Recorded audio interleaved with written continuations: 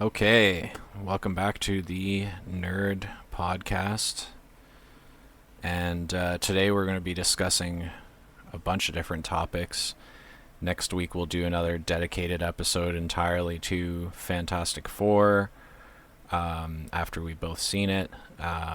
But this week we're just going to do a few different fun things. First up, we're going to do our dream casting for all of the upcoming characters that'll eventually appear in the DCU, as well as with Marvel. They've announced that they're doing the Mutant Saga after Secret Wars, which we're assuming is going to be a big soft reboot of the whole franchise. So I would be surprised if they kept more than maybe one or two actors on to continue their roles. I'm assuming they're going to do a full new cast for all the X-Men characters, all the mutant characters. So we'll do our dream casting for them as well. And then we're just going to talk some Nintendo stuff for a little bit. You can see I got my Switch 2 in the background there. The new Donkey Kong game came out today. Declan and I have both been playing a lot of Mario Kart World since the Switch 2 launched. And yeah, we'll close it off with like a little just our thoughts and predictions about the Fantastic Four movie next week, which we're recording this on the Thursday. I've got a camping trip all weekend. I leave tomorrow, Friday afternoon.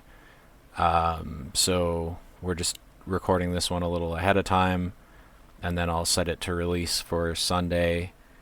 And yeah, so yeah, that's kind of the gist of what we're doing today. And let's get right into it. So let's start with just the Justice League. Yeah, I agree. Sorry, I just had to pull it up at the top here, but yes, Yeah, I no, no, completely agree. So, because a lot of these characters we know who's playing them already. Amanda Waller. I forget her name, but the girl who's been playing her for a while. She's continuing her role. Peacemaker is obviously already cast. Vigilante, all the people from that show. Yeah, We've already gotten all the Creature Commandos. James Gunn has said anybody who voice acts for a character in any animated stuff that's part of the DCU will play them in live action as well. So we saw that with Frank Grillo playing Rick Flag Sr. He was Rick Flag Sr.'s voice actor in Creature Commandos as well as he played the role in Superman. So a lot of these, like, we know who's going to play them already. Superman and Green Lantern.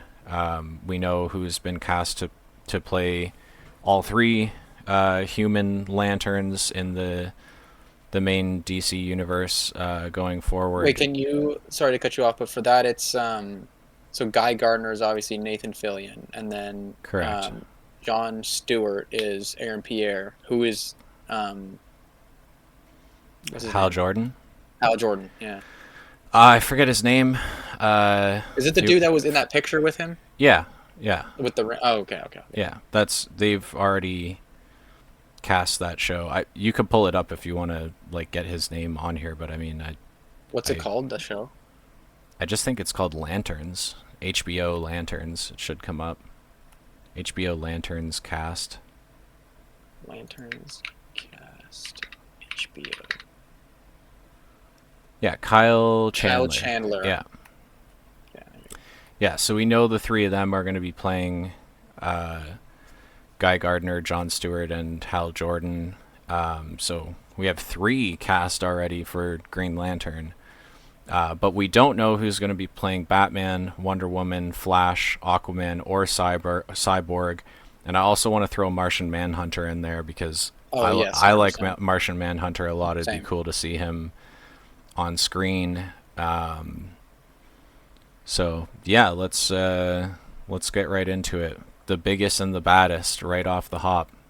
Batman. Who's your This is by dream far cast going to for be my Batman? more.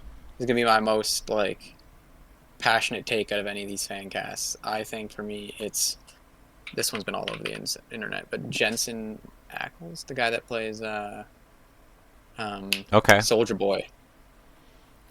I could Uh, see him in the role. I like him a lot as an actor, and yeah, I just think he would be like he'd be a really good Bruce Wayne too. Is kind of what I was thinking. He'd be yeah. like, I think he'd be someone that would be able to play both sides really well. Um, and how old is this guy? 47. Yeah. So I mean, I think from the sounds of it, James Gunn wants to go older. Like he wants to do like a Bat Family, right? So Right, that's true because they're doing the Brave and the Bold for the first Batman yeah, it's film, like so and it's gonna be that's like an established family already. So like yeah. Batman will be about this guy's age, like around mid 40s, 50s, or mid 50s kind of thing, like Well, within his that. son is going to be Damian Wayne Robin in that, Right. so he's already going to have had a kid that is, a teenager. So that makes sense. I wasn't really thinking about that, to be honest. My pick is You can pull it up here. Yeah. I'll go a little different. I forget the guy's fucking name. Um, the guy who plays Reacher. Reacher. Yeah, Reacher. yeah. Yeah. And I've Uh, seen a lot of other people say him as well. Alan Alan Richardson. Richardson. Yeah, he's awesome. The Reacher show is so good. I mean, He he's just, 42. To be fair, it's not a bad pick. He does look more seasoned. yeah, I think The they'd thing have with him to, is he's fucking built like a brick shithouse. Like he would but be, we which saw I'd that like. I with, like. yeah, Oh, dude. we saw To that to with be Ben honest, Affleck, and I think, Ben Affleck is my favorite iteration of Batman. This might yeah, be crazy to say. It's not. He's I not my agree. favorite. He's not the best movies. He's the Andrew Garfield of Batman. He's given Yeah, the worst writing by far, but in the suit, dude. I mean, the big Batman, like the Batman being filled out like that, I prefer over a Christian Bale or a who's the guy that's no, they playing the most got recent one. shredded too, but they got shredded. They didn't get like They got beefed up. lean, Yeah, not like this exactly. guy who is like a built like a linebacker. Yeah, Oh yeah, he's a brick shithouse. He's a fucking yeah, this guy huge is guy. huge, It would be massive so individual. cool to Yeah, see him beat the dog shit yeah, out of people, though. You know what I mean? that's And what I mean. Yes. we're introducing characters right out of the gates, like the Lanterns and Superman and stuff like that. I think they already greenlit a Wonder Woman project. I think it's just still in like writing development and stuff like that. So he's gonna have to hold his own against some pretty high power level characters. Yeah, 100%. That and Um, also back to the point of them doing him a little older. I would be surprised if they did like a skinnier, not skinnier, but a leaner Batman. Like if he's gonna be a dad, like I would expect him to almost be, yeah, like fucking this guy just in size. huge, yeah. Yeah, Yeah. yeah. So Which no, I Jensen Ackles, he got absolutely massive to play Soldier Boy, and actually there was a funny clip that was going around of him talking about getting cast in the role, and then he got absolutely massive to play this character, and then he gets on set, and I think it was Anthony Starr, the guy who plays Homelander, was like, "Why don't you just tell them to pad the suit, man?" Because it's like he's in the suit the whole time. So they did actually do like a shirtless scene that was like written into the show because he got so big. It like that would have otherwise not taken place. That scene to show off how big he is, because otherwise they would have just had him in the suit the whole time and they would have had the suit padded. right. So yeah, I thought that was kind of funny, but we know he can get pretty big, Jensen Ackles too. So I think he could play that hulking, large version of Batman as well. So I think both of those are good picks. I've seen both of those floating around the internet, so this is not Yeah. exactly like a what's it called, like a original idea from either of us. However, I will say, before I saw that fan casting, as soon as I heard that they were doing like a different version of Batman and that Robert Pattinson's Batman is not gonna bridge over into this, like months ago, when I heard that, the first person I thought of was Alan Richson. So I mean, that was also just coming off of watching the newest season of Reacher too, and I was just like, man, he'd be such a good Batman. So I'm not surprised a lot of other people are saying it, but I did think about that before anybody had mentioned it to me or I had seen it online or anything like that. goes to show he'd be a good pick, and I so would agree. Jensen Ackles as well. Yeah, I All agree. I right, think we both had good picks. all right, Wonder Wonder Woman. Woman, easy, Who easy are pick you for me. thinking? Um, the chick from Andor. Oh, okay, that was my pick too. That's so funny. Yeah, this chick. Sign her She's up. such a good actress, dude, and like She's genuinely like a very good actress, and bro, she's just an unbelievably attractive individual. which is like, I mean, in fairness, that's Part of the part of character. the character, yeah. So, Yeah, yeah, no, I think she'd be great. She did such a phenomenal job throughout Andor, but and yeah, especially in the second season. Just absolutely nailed it. She has a ton of range. I think she'd be great. We don't even have to go like pick a second person yeah. because that was my That's funny my first for everyone pick. at home. By the way, we haven't talked about any of these, so No, no, this is just an idea we came up with, and we're like, let's do it. We haven't discussed this at all off camera, so that's so funny. I wonder if that'll happen again if we end up thinking of the same person. No, I think she's like perfect casting. I think also by her doing a project like Andor, I think she's someone who's kind of down and like willing to play these kinds of characters. Like I think she would, if she got the call to audition for Wonder Woman, I think she'd be right there. yeah. So it's not far out to think of her as somebody who'd be up for the role. All right. So yeah, Green Lantern. We know who's all like playing all the different Green Lanterns. The Flash. The Flash. The I don't really Flash. have a super opinionated choice for this. Like I like the guy that already played the Flash in the series. Like if they just brought him back, I wouldn't be mad. Um, I don't really have a good pick for this one. This is the one that I actually don't have.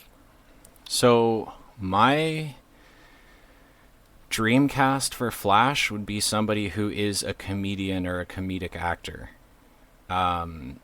because Barry's supposed to be funny, and I would like to see somebody in that role that's not any good actor can play a comedic role if they're given a good script, but I think putting somebody in the ring for the role that's already done roles like that, with that type of humor or that sort of thing, would be ideal. And also, it doesn't have to be somebody who's like ripped or anything. You know what I mean? Like they could in this case just pad the suit a little bit. He's supposed to look a little bit like kind of shredded but lean. He's not this big hulking guy typically in most portrayals of him. So my pick would be somebody like, just off the top of my head, John Mulaney would be great. Hold If on you want to here. pull him up, How do I spell his last name? I think Mul should, yeah, Mulaney there. There you go. Oh yeah, I could totally see this. He kind of looks the part, right? And he's He kind of just looks like a tremendously Barry. funny. Yeah, he's tremendously funny. Um, I enjoy his stand-up comedy. He's not like one of my top guys in stand-up or anything like that, but he's a good stand-up comedian, and he sells out arenas and stuff. Like he's very popular as a stand-up comedian, but I think he just nails comedic roles so well. Did you watch The Bear? No, I heard No? good things. Okay. He's like a side character in that show, where Uh, he lives in a different city, but he like married one of the family members or whatever of the main character. So he's like at family functions and stuff, he pops up, so he'll be in like one or two episodes every season. And he is so fucking funny in that role where it's just he's just so dry, and like he like goads people into like being fucked, and it's so funny, dude. And like he just, that's what made me think of him, is that role in The Bear,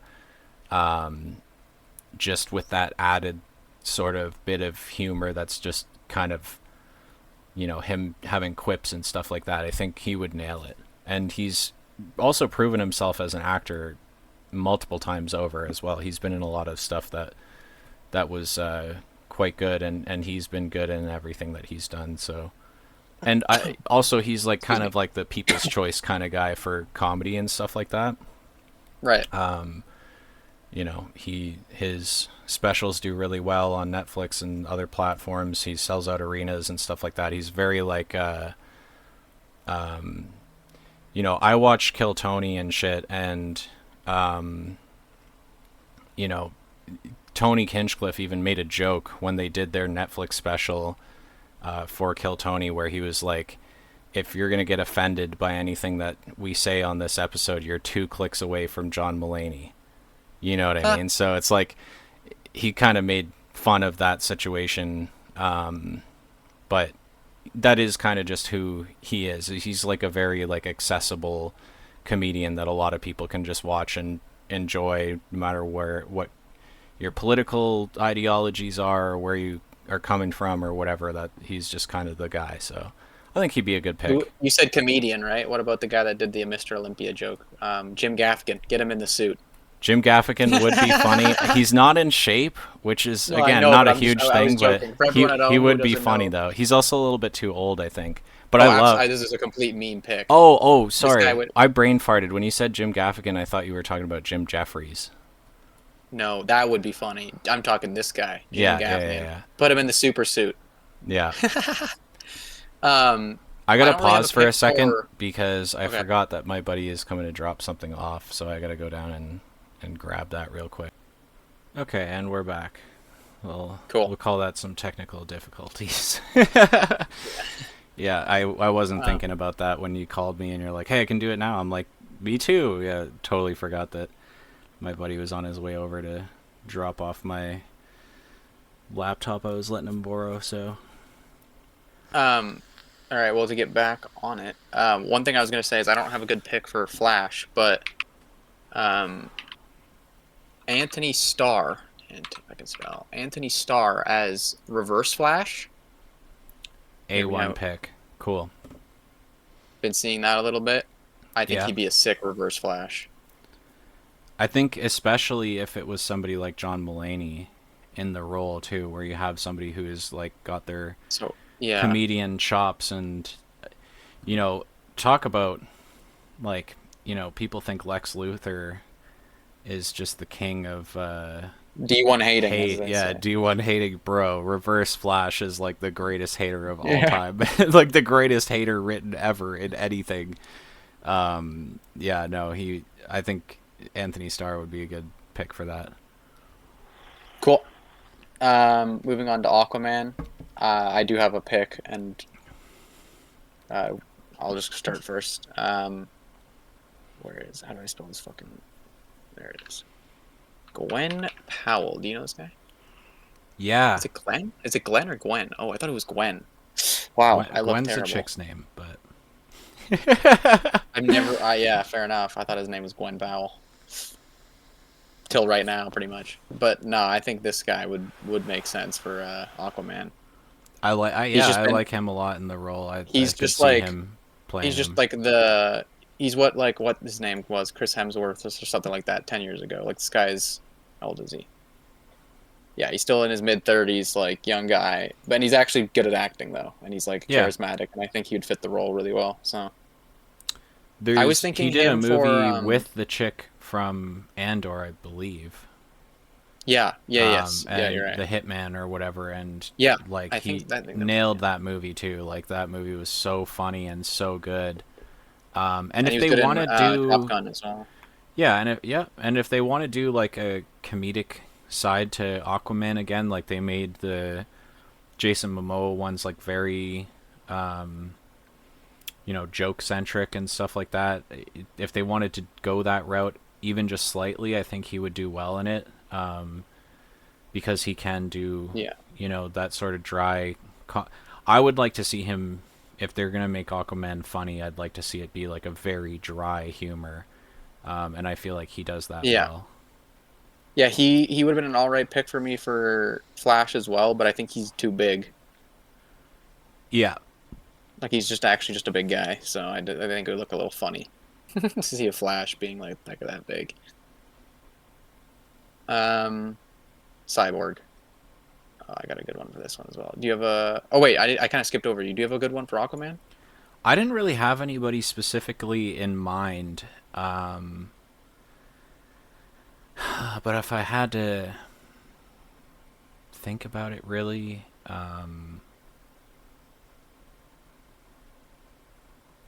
actually, my pick would be whoever they don't cast for Batman out of Alan Ritchson or Jensen Ackles. Mm, Either one of those guys I think would do well as Aquaman, and whichever one doesn't get cast as Batman, because I think, obviously Batman's the more important character. So whoever like crushes that audition, you get the part, kind of thing. But whoever doesn't get that part, it would be cool if they were like, "Do you want to play? We picked this other guy over you, but do you want to play Aquaman?" I think either one of them would do well in it. I honestly like your pick a little bit better though. I like Glenn Powell. He's a good actor. Pardon me, sorry. Um, but yeah, no, I think he'd do good in the role. all right, moving on to Cyborg. Do you have a pick for Cyborg? Um,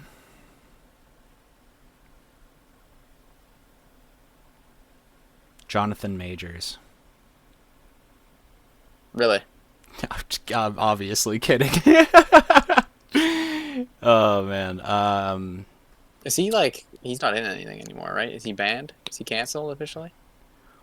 Well, like, I mean, I think he's trying to do like a redemption thing or whatever, but I mean,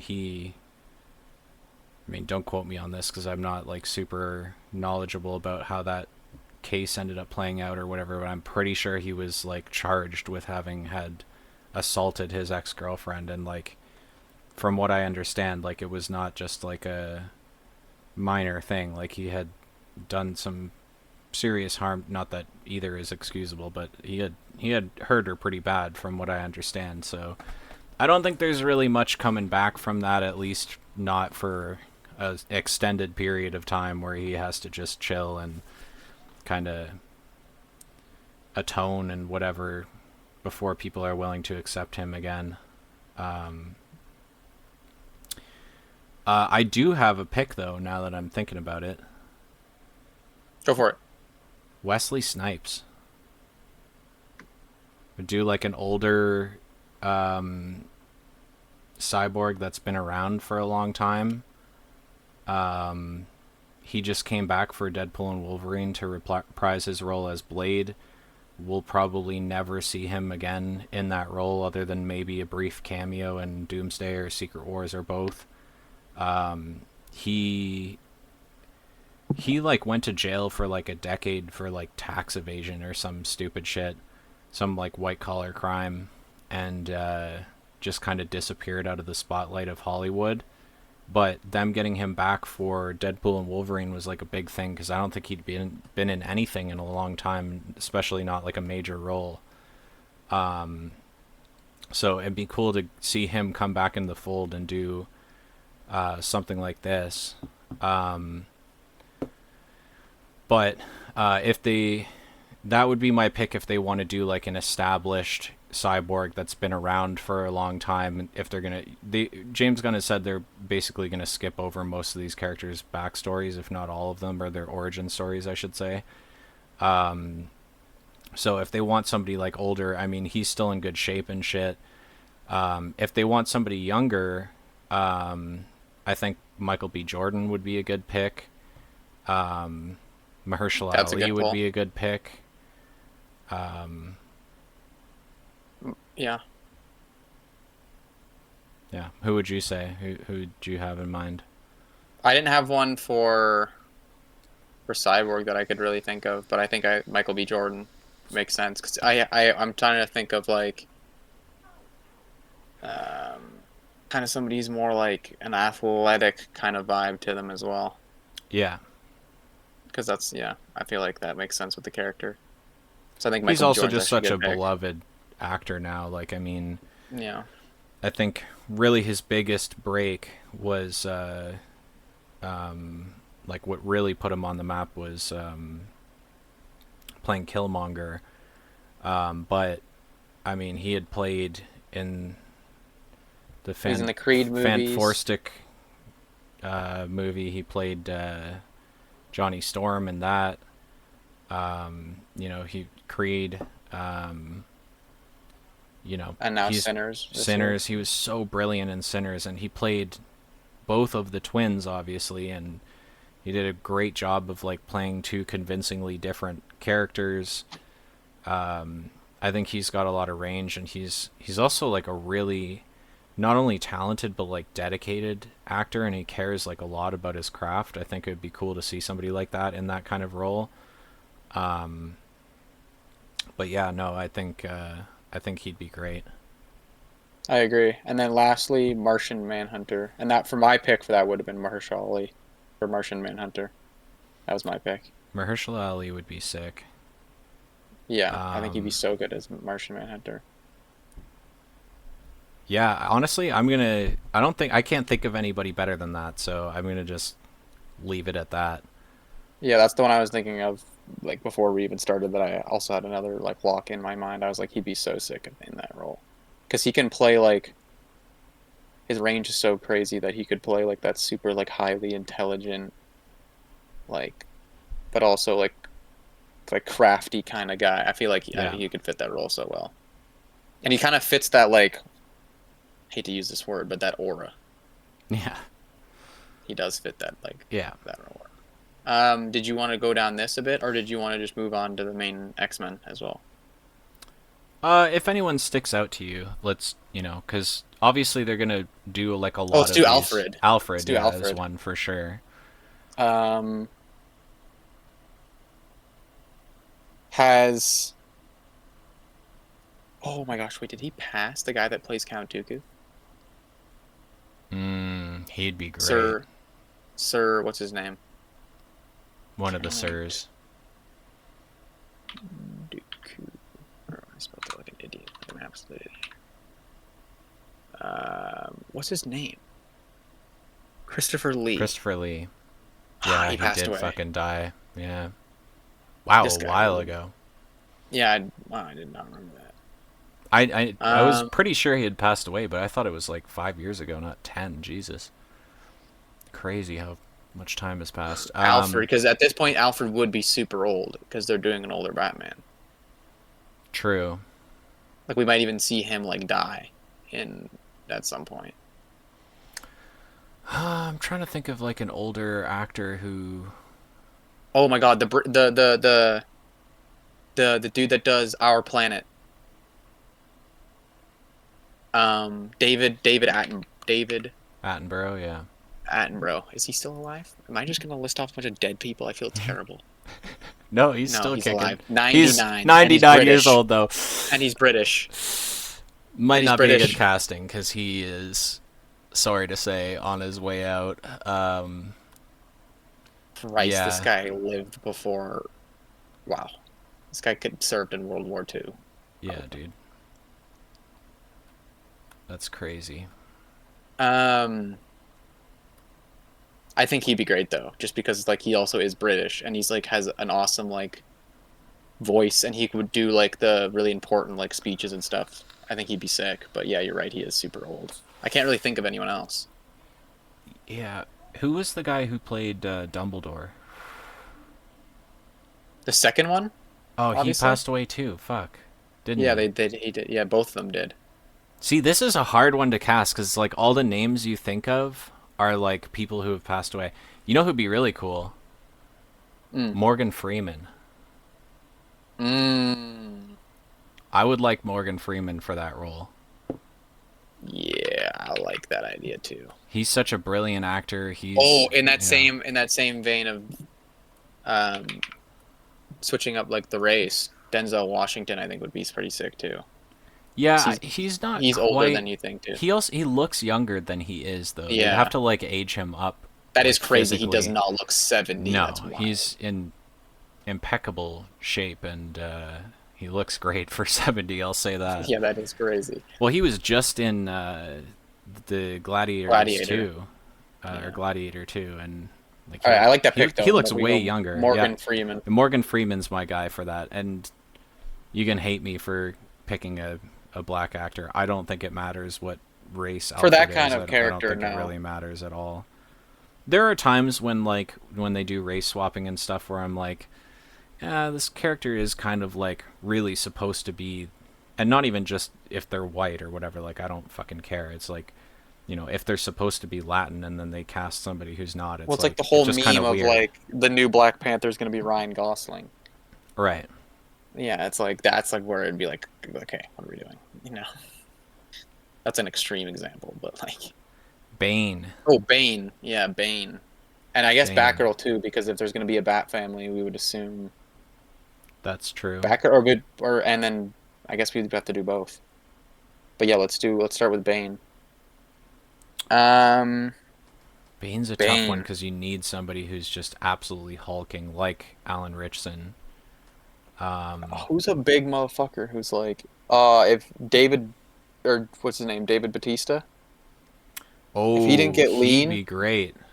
Oh he got yeah, too he did. lean He though. did get really lean though. He lost a bunch of weight, and I don't think he'd do the role anymore. Also, But he didn't want to play Drax anymore because that's what I'm. Yeah, yeah, he yeah. like didn't want to keep that form and stuff too. So it's like even if he was willing to bulk back up for the role, I think like longevity wise, he'd have to be like a one and 2014, done character. Dave Like they'd have to kill him Batista. off. Yeah. Um, Who else in that vein? who's like I'm really trying to. built? Yeah, I'm trying to think. I mean, The Rock. I can't stand him in movies and shit, but he would No, look the no, part. no. He would look made the part, but that's it. No. Yeah, I can't. He's Yeah, one of the no. four horsemen of I'm not watching this shit. Yeah, Um, yeah. so let's. Also, he just Um, played Black Adam, and that was kind of the wasn't his fault or anything, or even the fault of that movie, but that was kind of the death of the DCEU and like why they had to reboot was because of how poorly received that movie was. So on top of a lot of other things, but like that was like the nail in the coffin, the last yeah. straw to break the camel's back kind of deal. Bane. I can't, off the top of my head, I can't think of anyone who's like. Who's the dude? He might even be like super fucking old right now. The dude from the Green Mile. Search up the Green Mile cast. The black dude from that.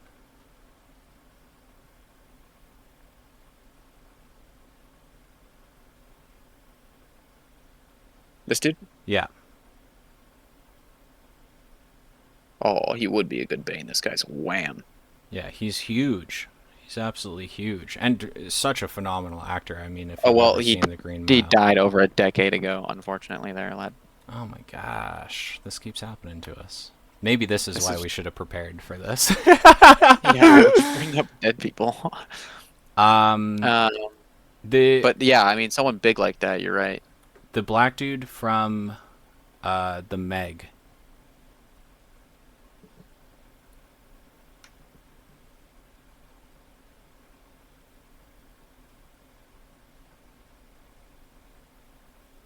Paige Kennedy. DJ. Yeah. Let's get an overview of DJ. He's bald too. It works. That's what I'm saying. That's why I thought of him, and then also like, if you look at that picture of him in the tank top, like right up here, like bottom row, that one too, but the one down, you can kind of see how wide he is in the scroll down. Or even this one. Look at him in a suit, bro. Yeah. He's built like a fucking tank. If he chose to get like shredded for this, he could. The very bottom left corner is the one I was talking about. He's a very wide, broad-shouldered guy. Yeah. If he really got built for the role, he could be a fucking fantastic Bane. Yeah, I agree. Okay, cool. Let's do Batgirl and Batwoman, and then we can move on to X-Men. Or we have to do Um, Damien as well, right? Damian Wayne, yeah. Now, this one kind of depends on how old they're casting him. Um, but I think shit, like I want to say like one of the kids from Stranger Things would be good. Somebody, somebody that's a little bit older, but they were known for like playing like a younger role. Um, it's funny that the trailer just came out for the next season of Stranger Things. It's been like years since the last season. It's supposed to have been like 10 minutes in timeline from the last season of the show, and all the kids are like full on adults now. It's like a little jarring, but I don't know. It's funny. We'll see how they do that. But yeah. Anyways, I'm trying to think of who's like a good. Oh, the kid who plays Percy Jackson. He was also in that movie with Ryan Reynolds. Oh Look him yeah, up. You know who I'm talking about, right? He's like like talented for how young he is.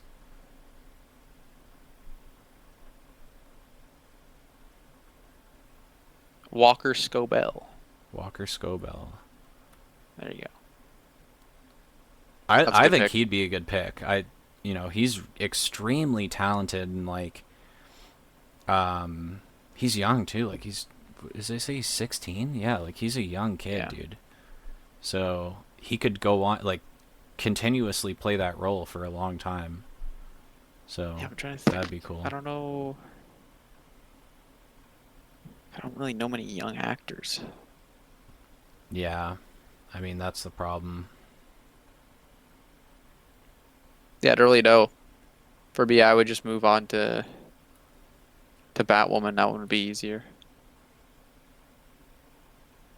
Well, Um. Batgirl, if they're gonna make her a redhead, the chick that the redhead chick in um, Stranger Things. Speaking of Stranger Things, she'd be good. I think her name is Max in the show. Yeah, her Sadie Sink. There you go. Nice. Yeah, There's I our think Batgirl. I think she'd do well, and she's also again talented for her age, lots of range. She's done a bunch of different stuff now. I think she'd be good, and they don't have to dye her hair or anything. She's just like naturally a redhead. Then Batwoman. Batwoman. Go like. Hmm. Oh, you know who'd be really cool, and like a callback, Anne Hathaway, because she played Catwoman in um, Mm. the Christopher Nolan movies, and it'd be cool to like bring her back to like reprise a role within the Batman universe, but play a totally different character. I think that would be cool. And enough Nice. time has Okay. passed from the Christopher Nolan trilogy that it's not like, that wasn't the most recent Batman. That wasn't the most recent. You know what I mean? Like those movies came out before even Man of Steel did. Um, so, yeah, I think she'd be a good pick just because it would have that like nostalgia factor for like older fans and stuff. But nobody's like she's not fresh in the mind of people as having played a Batman related character. Right. All right. I think we can move on to X-Men. Yeah, I'm down. Cool. Professor All right. X. Professor X. So this is somebody we gotta get somebody who is not old but not young. It's got to be like somebody that's mid age. Um, I don't know. It's a tough one. Now we can Hmm. reuse our picks for these because there's no reason why these actors can't play a role in both of these universes, right? Unless True. contractually or something, but thus far that's certainly not been the case. I mean, I think like 5 actors from just the Superman, debut film in the DCU have played roles in Marvel, so in some capacity. So Trying to think. Um,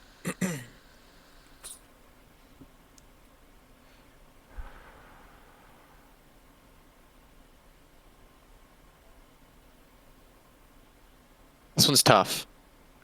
this one is tough. He's such an important pivotal character too to the Yeah. whole thing. Like you got to pick somebody good.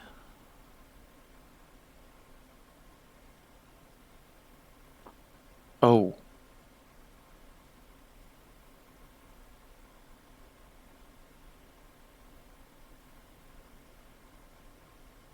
Killian Murphy. Oh, he'd be great.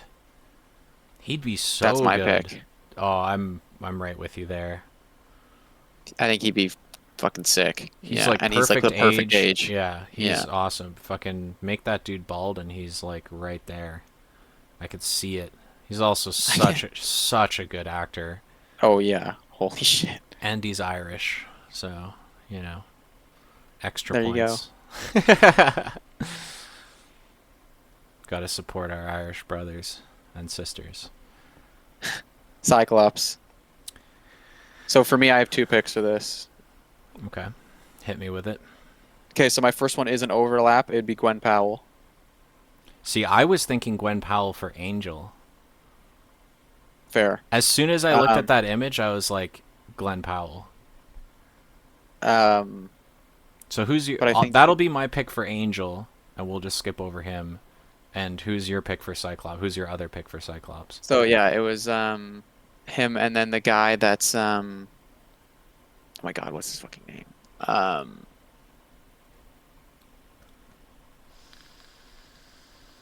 bro, the guy that plays Matt Murdock. Charlie Cox. Oh, he'd be great, dude. But he's now Charlie playing. Cox. I doubt they're He'd be gonna so sick. recast him when they do the soft reboot. So he's like properly Daredevil in the universe now, though. So that's a tough one. Yeah, I just think, and it would, yeah, I don't know. I think I could see him playing that role, but you're right. I guess if he continues, then and he would fit in. So I guess that's a bad pick because you're right. He probably would still be one of the characters that would be around. Um, I can probably think of another one here.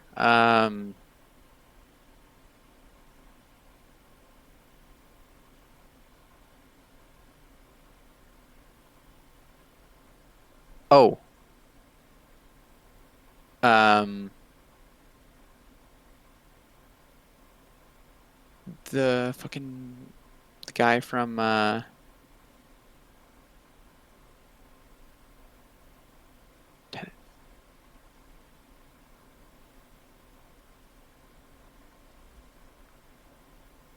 Denzel's son.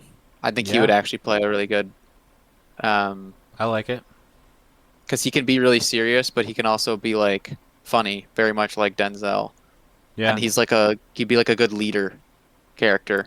for like this is always a topic of conversation or whatever, especially with Hollywood and stuff, but like nepo babies and shit, you know what I mean? Yeah. He's like beyond talented. Like it's Oh yeah. I'm not mad at it with him, you know what I mean? Like he deserves his place in Hollywood regardless of who his dad is, so Yeah, so he would be one pick, and then um probably pull another one here. I guess it would have to be like he'd probably be still be a bit younger, like this guy's age. 40 or younger. Um Anyone coming to mind for you? right off to the side there, um Aaron Oh, Aaron Taylor Aaron Johnson. Johnson. Yeah. That's a good pick too. I could see All it. right, we got some picks out the way for Cyclops over to Phoenix. Phoenix Um, slash Jean Grey. this one, Hmm. So they have to be also similar in age, obviously. So I have to do like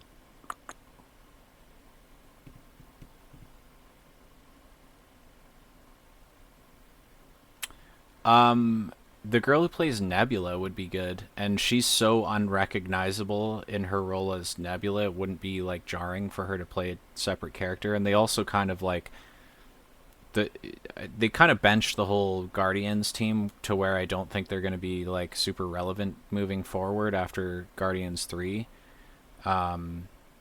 So yeah, it wouldn't be like she'd have to be on screen side by side as her two characters like ever. So I think she'd be a good pick, and she's a redhead. that is a good pick. I'm trying to think of someone else as well. I mean, could go the route of like um some people might not like this, but like just do someone as simple as Margot Robbie in that role. She'd be good. Yeah, and she's like obviously can act, so Yeah. that's good. No, And that I mean, my thinking was around that age too, like 30 to yeah. 40. Um, so I guess that would be my pick. Yeah, she's great. I like her in most of the stuff she does, and I And think I think she's you're right proven for herself by Angel, this point. Glenn Powell, dude. Glenn Powell. He just like looks the part on screen. Oh, I've Before we clicked go away. any farther, I do want to throw in who's not going to be on this list because we're mainly with Marvel going to be talking about the X-Men because we know they're coming. I'm also thinking like Black Panther is somebody if they recast Black Panther when they do the Oh, soft Damson. reboot. Damson. There's no one else. Who? Damn, the guy that was just in the F1 movie. Damson Idris. Without question, this guy should be the next Black Panther. Oh, yeah. Okay, he's cool. I like him. Yeah, he was in Snowfall, which is one of my favorite shows ever. I haven't actually gotten around to seeing F1, but I've heard good things. And he's just an amazing actor. And I think he would fit the role like so well. I heard F1 was like unbelievably good. Like I do need to check Yeah. that out. Yeah, same. Should watch that with your mom, dude. She's like, She already went and saw it with my brother "Oh, okay, okay." for his birthday, but I was working, so I couldn't go down to see them. I was gonna say, she's like world's Yeah, biggest F1 fan. I yeah. would be surprised if she didn't at least hear about the movie. But yeah, no, that's my pick. So who are you gonna say though? Well, if they're gonna do an older one, I've seen Denzel is like potentially attached Yeah, to some character within the Black Panther sphere. So him playing Black Panther himself, obviously again he's a tremendously talented actor. If they're gonna do like an older version of the character, that makes a lot of sense. And again, he looks younger than he is, so it's not like he has to be like an old man type shit. He could play a Black Panther in his like 50s. You know what I mean? So yeah. yeah, I just wanted to, I'm wearing a Marvel shirt here, and Black Panther's on it. So I just was thinking he was just fresh in my head from putting this on earlier. Okay, Beast. To recycle Um, from our picks for DC characters, Alan Richson, dude. yeah, I was gonna say the same thing because that almost Beast character and Reacher are very similar in a sense, Hmm. like the way that they speak more or less. Like when he's Yeah. like he's big as shit and he knows that in Reacher, but he can be very calm and like smart and intelligent. And yeah, Yeah. you're right. I think that's a good pick. I think it's a good pick. Also, I didn't hate the way that the Kelsey Grammer reprising his role as the Beast. I didn't hate the way he looked at the end of the Marvels, but I want to see like a practical effects Beast again. Where like you can touch him up with CG and whatever, but I want to see a dude painted blue, covered in fur, and if you're gonna go that route, you need someone who's just hulking and large. And I think Alan Richson physically fits that role, and like you just said, I mean, there's a lot of parallels you could draw between his character of Reacher and Beast, and I think he's kind of proven himself to be able to play that type of role. So Agreed. Moving on to Iceman. I have a good pick for this. The guy from Top Gun. I'm really bad with names. Let me just get the Top Gun or cast. Maverick? Oh, sorry, Maverick. Yeah, you're right. I gotta clarify. This guy, Miles Teller. Oh, Miles Teller. Oh yeah, he'd be awesome. Yeah, I He'd be a like him super for sick that. Iceman. Yeah. Um, yeah, he'd be sick. He'd play a good Reed Richards too. Yeah, but the I'm thing with just that is kidding. he didn't play good Reed Richards. I know, I'm kidding. Yeah, no, I I can't he believe that. Well, the fun thing that was funny is he. It's funny you say that because he actually might now, but not then. no. Well, and I think to not hate on anyone too hard that was in that movie, the writing was just so bad. You know, it's like I think Ryan Reynolds has proven himself to be able to play a good comic book character, but if you were to judge his ability to play a comic book character based on Green Lantern or X-Men Origins Wolverine version of Deadpool, it's like, well, that was the writer's fault, not his. You know what I mean? Like that was just in both cases just a really fucking bad script to showcase that character. You know what I mean? Yeah, Colossus. Colossus. Who's like a big Russian guy? Um,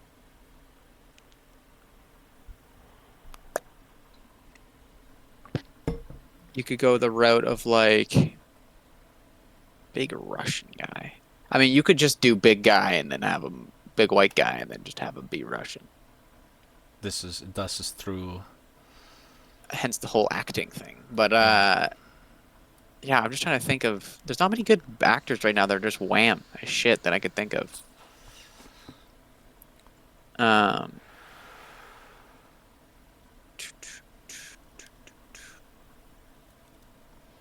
oh, the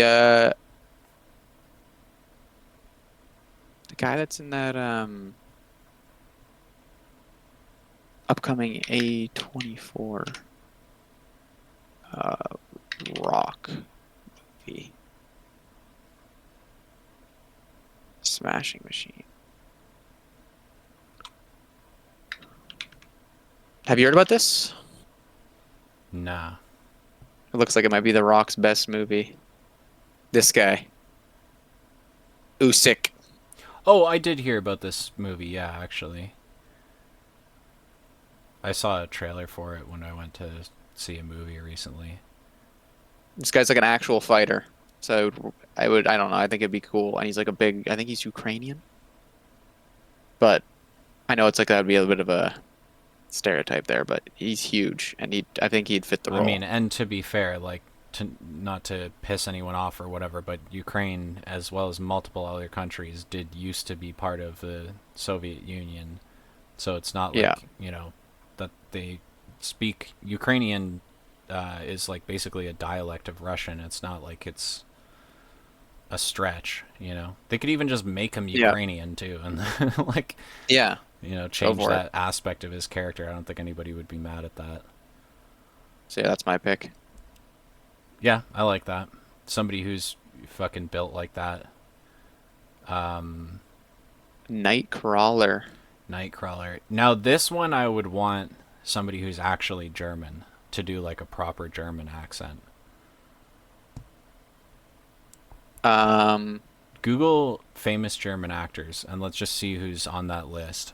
the dude from. I literally have a good one.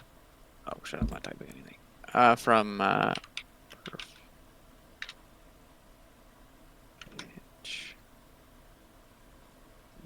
movie. Where is he? Where is he?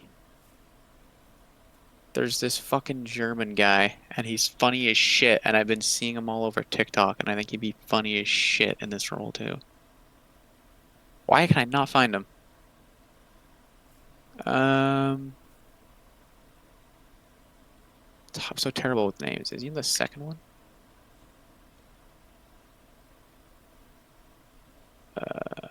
Do do do do do do do do. I haven't seen any of these movies, so I can't really help you. No, that's fine. Here, we'll just do what you're saying. Saying famous German actors.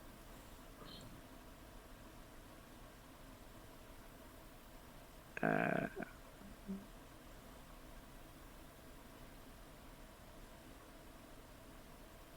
It's got to be somebody who's like 30s to 40s range too.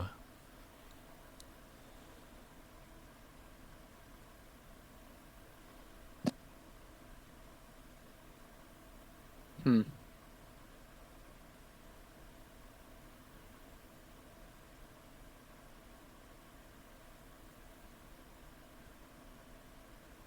All right, Max, you've been recruited.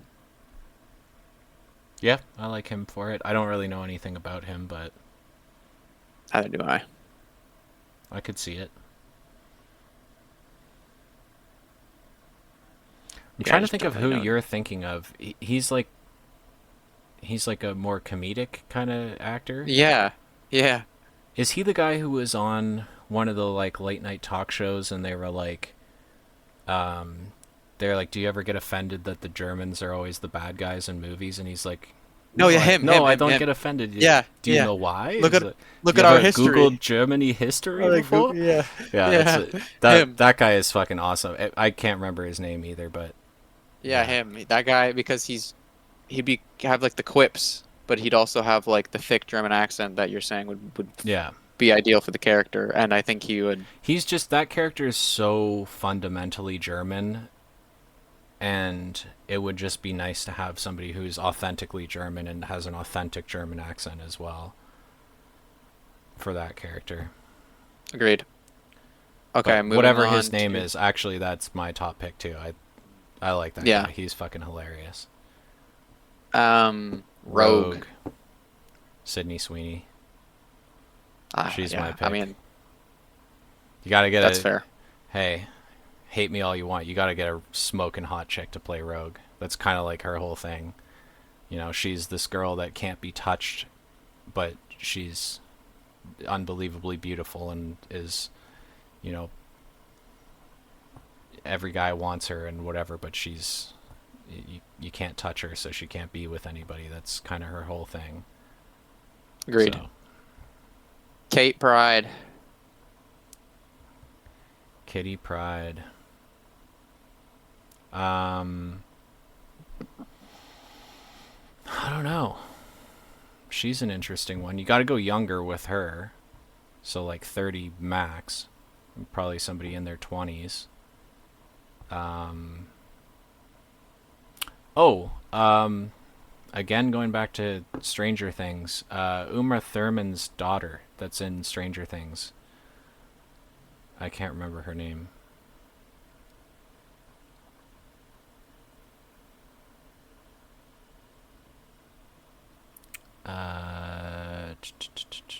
Yeah, her Maya Hawke. She's also Ethan Hawke's daughter. Third on the second row, yeah. Cool. She's brilliant. Again, about the whole like nepo baby thing. Like, she's a really good actor, and I think she's great. Um, yeah, no, I mean, as far as having two famous actor parents go, like, I mean, she definitely deserves her credit as being a good actor. Cool. Um, Storm.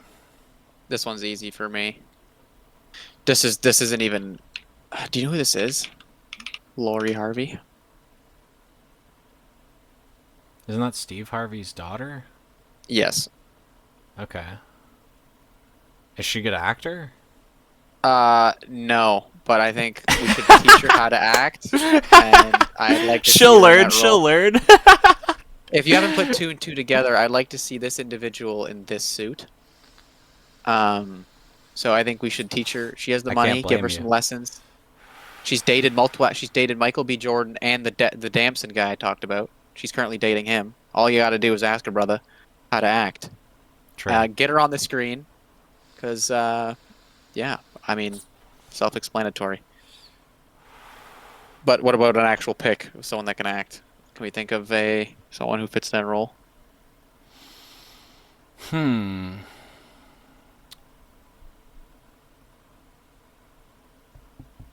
It's a tough one. It is, because this one's also like this one you can't race swap. No, obviously. Actually, Google famous African actresses because it'd be nice to have her actually be African as well.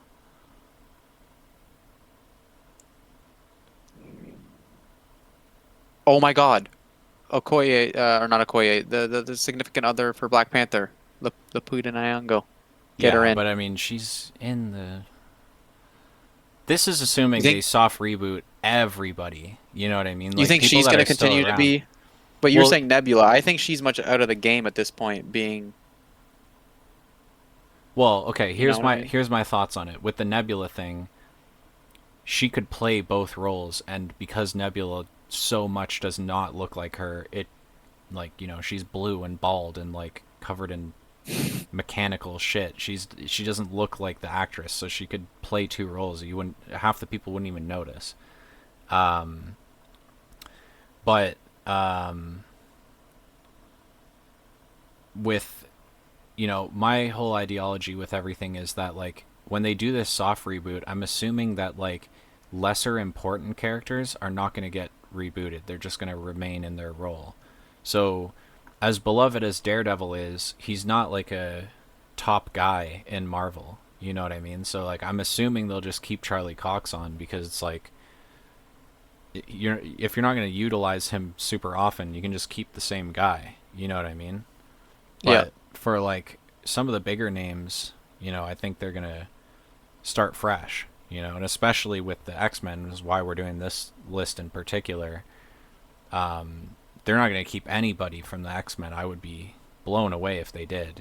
We've had two iterations of them. They even the younger cast of the X-Men is starting to like age out of the role, and if they're gonna start off a whole saga to like put these characters in the spotlight and have them go on to remain important characters for over a decade, you gotta recast. You know what I mean? So I don't know. It's hard what do to we say think like of who what do they're we think gonna of Brandy recast and who Norwood? they aren't.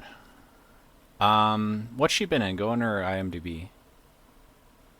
So I think I recognize her.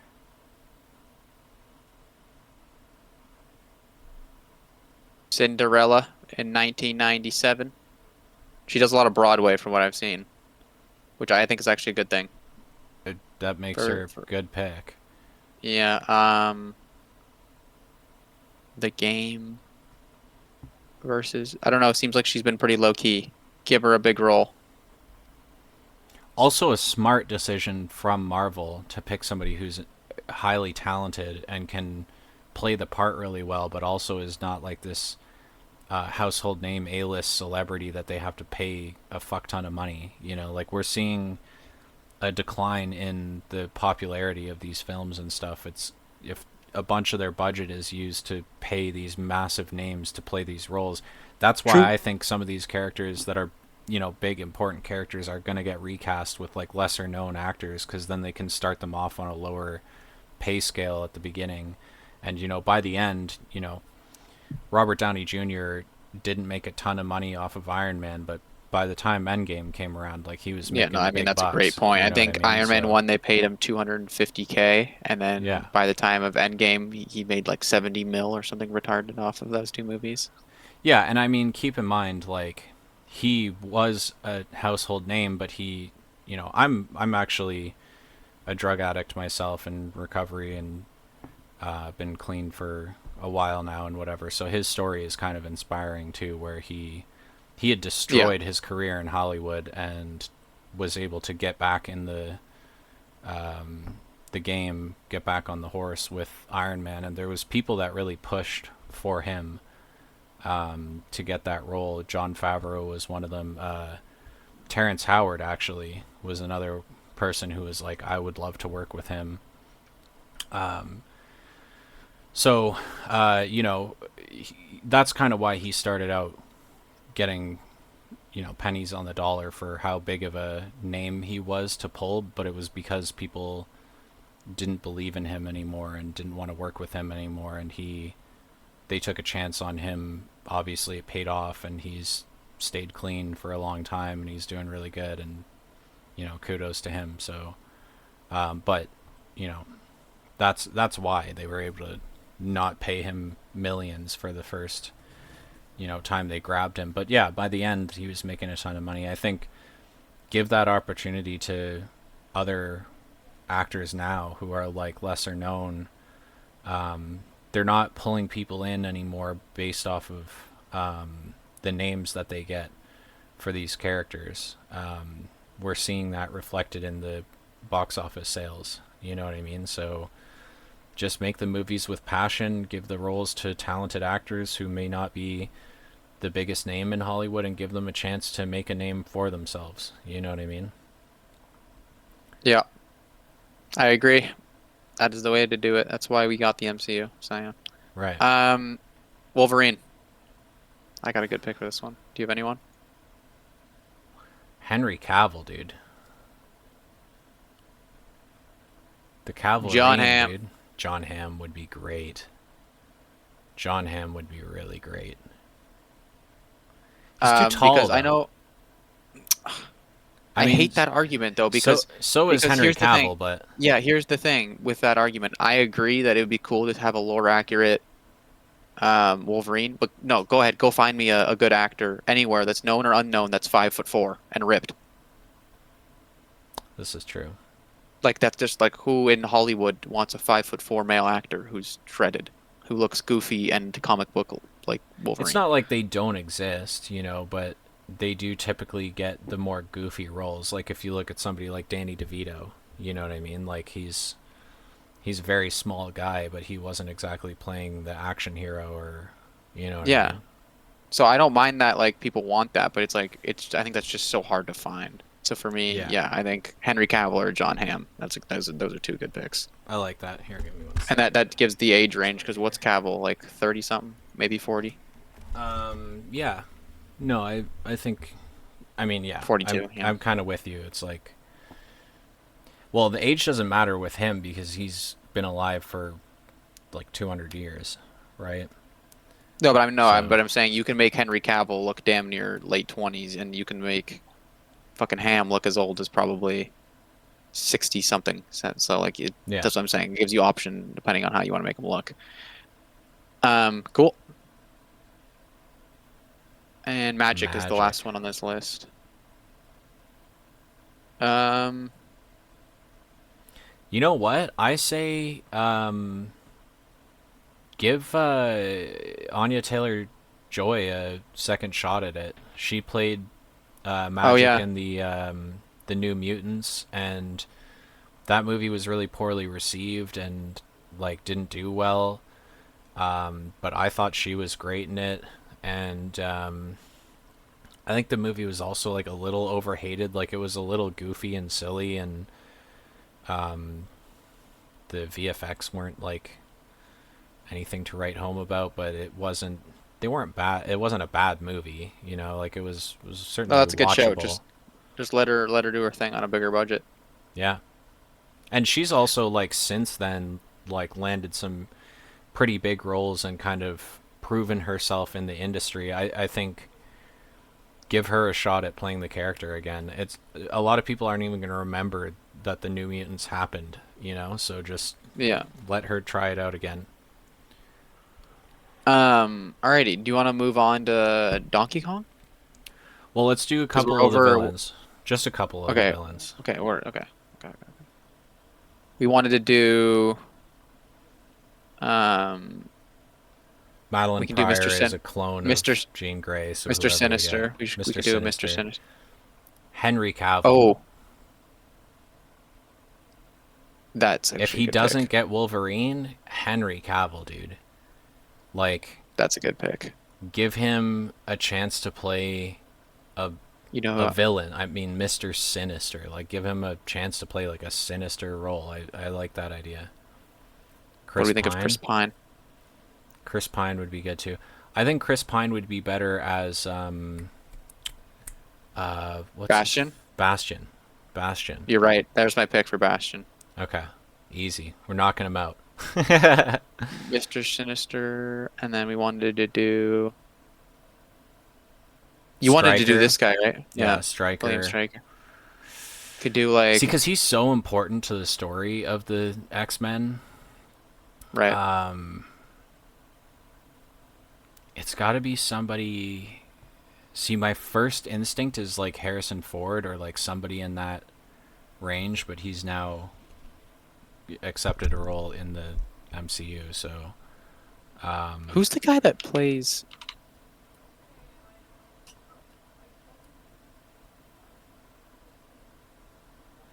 Um, oh my God, yeah, get this guy, the guy that plays Cecil. yeah, but he's also been. He was in Ant-Man and the Wasp. Walton Goggins is like Oh, the true. the well, I mean, Ghost is the bad guy, I guess, but Walton Goggins is really the one that gives them the most trouble throughout. I Um, do love Walton Goggins though, and I'd be happy to see him in a proper role in the MCU where he sticks around. But um, you is know there who'd anyone be even on this good? list that we can think of? I mean, anything J.K. Simmons. Yeah, J.K. Simmons would be awesome. Again, already in the MCU though as J. Jonah Jameson. Um, oh my God, the guy that plays Darkblood. Oh, he'd be so good. There we go, Clancy Brown. Clancy Brown. He's got such a good voice too. Yeah, Bang, there yeah, you go. I And then like Clancy Bastion, we Brown for said, that. Bastion, we said yeah, Chris Pine. I like Chris Chris Pine for Pine. that. Um, and then Apocalypse, was that the last one that we were thinking of, right? Yeah, just I mean, we could do the whole list, but it's like it's just gonna take forever. I think, if Oh, we're just Apocalypse doing and it for Pyro. fun. Pyro too. Yeah, I would want to do Pyro as well. Apocalypse, do um take the guy that did uh the Snyder cut. The guy that played Darkseid, Ray Porter. I could see it. He's got such a good fucking voice too.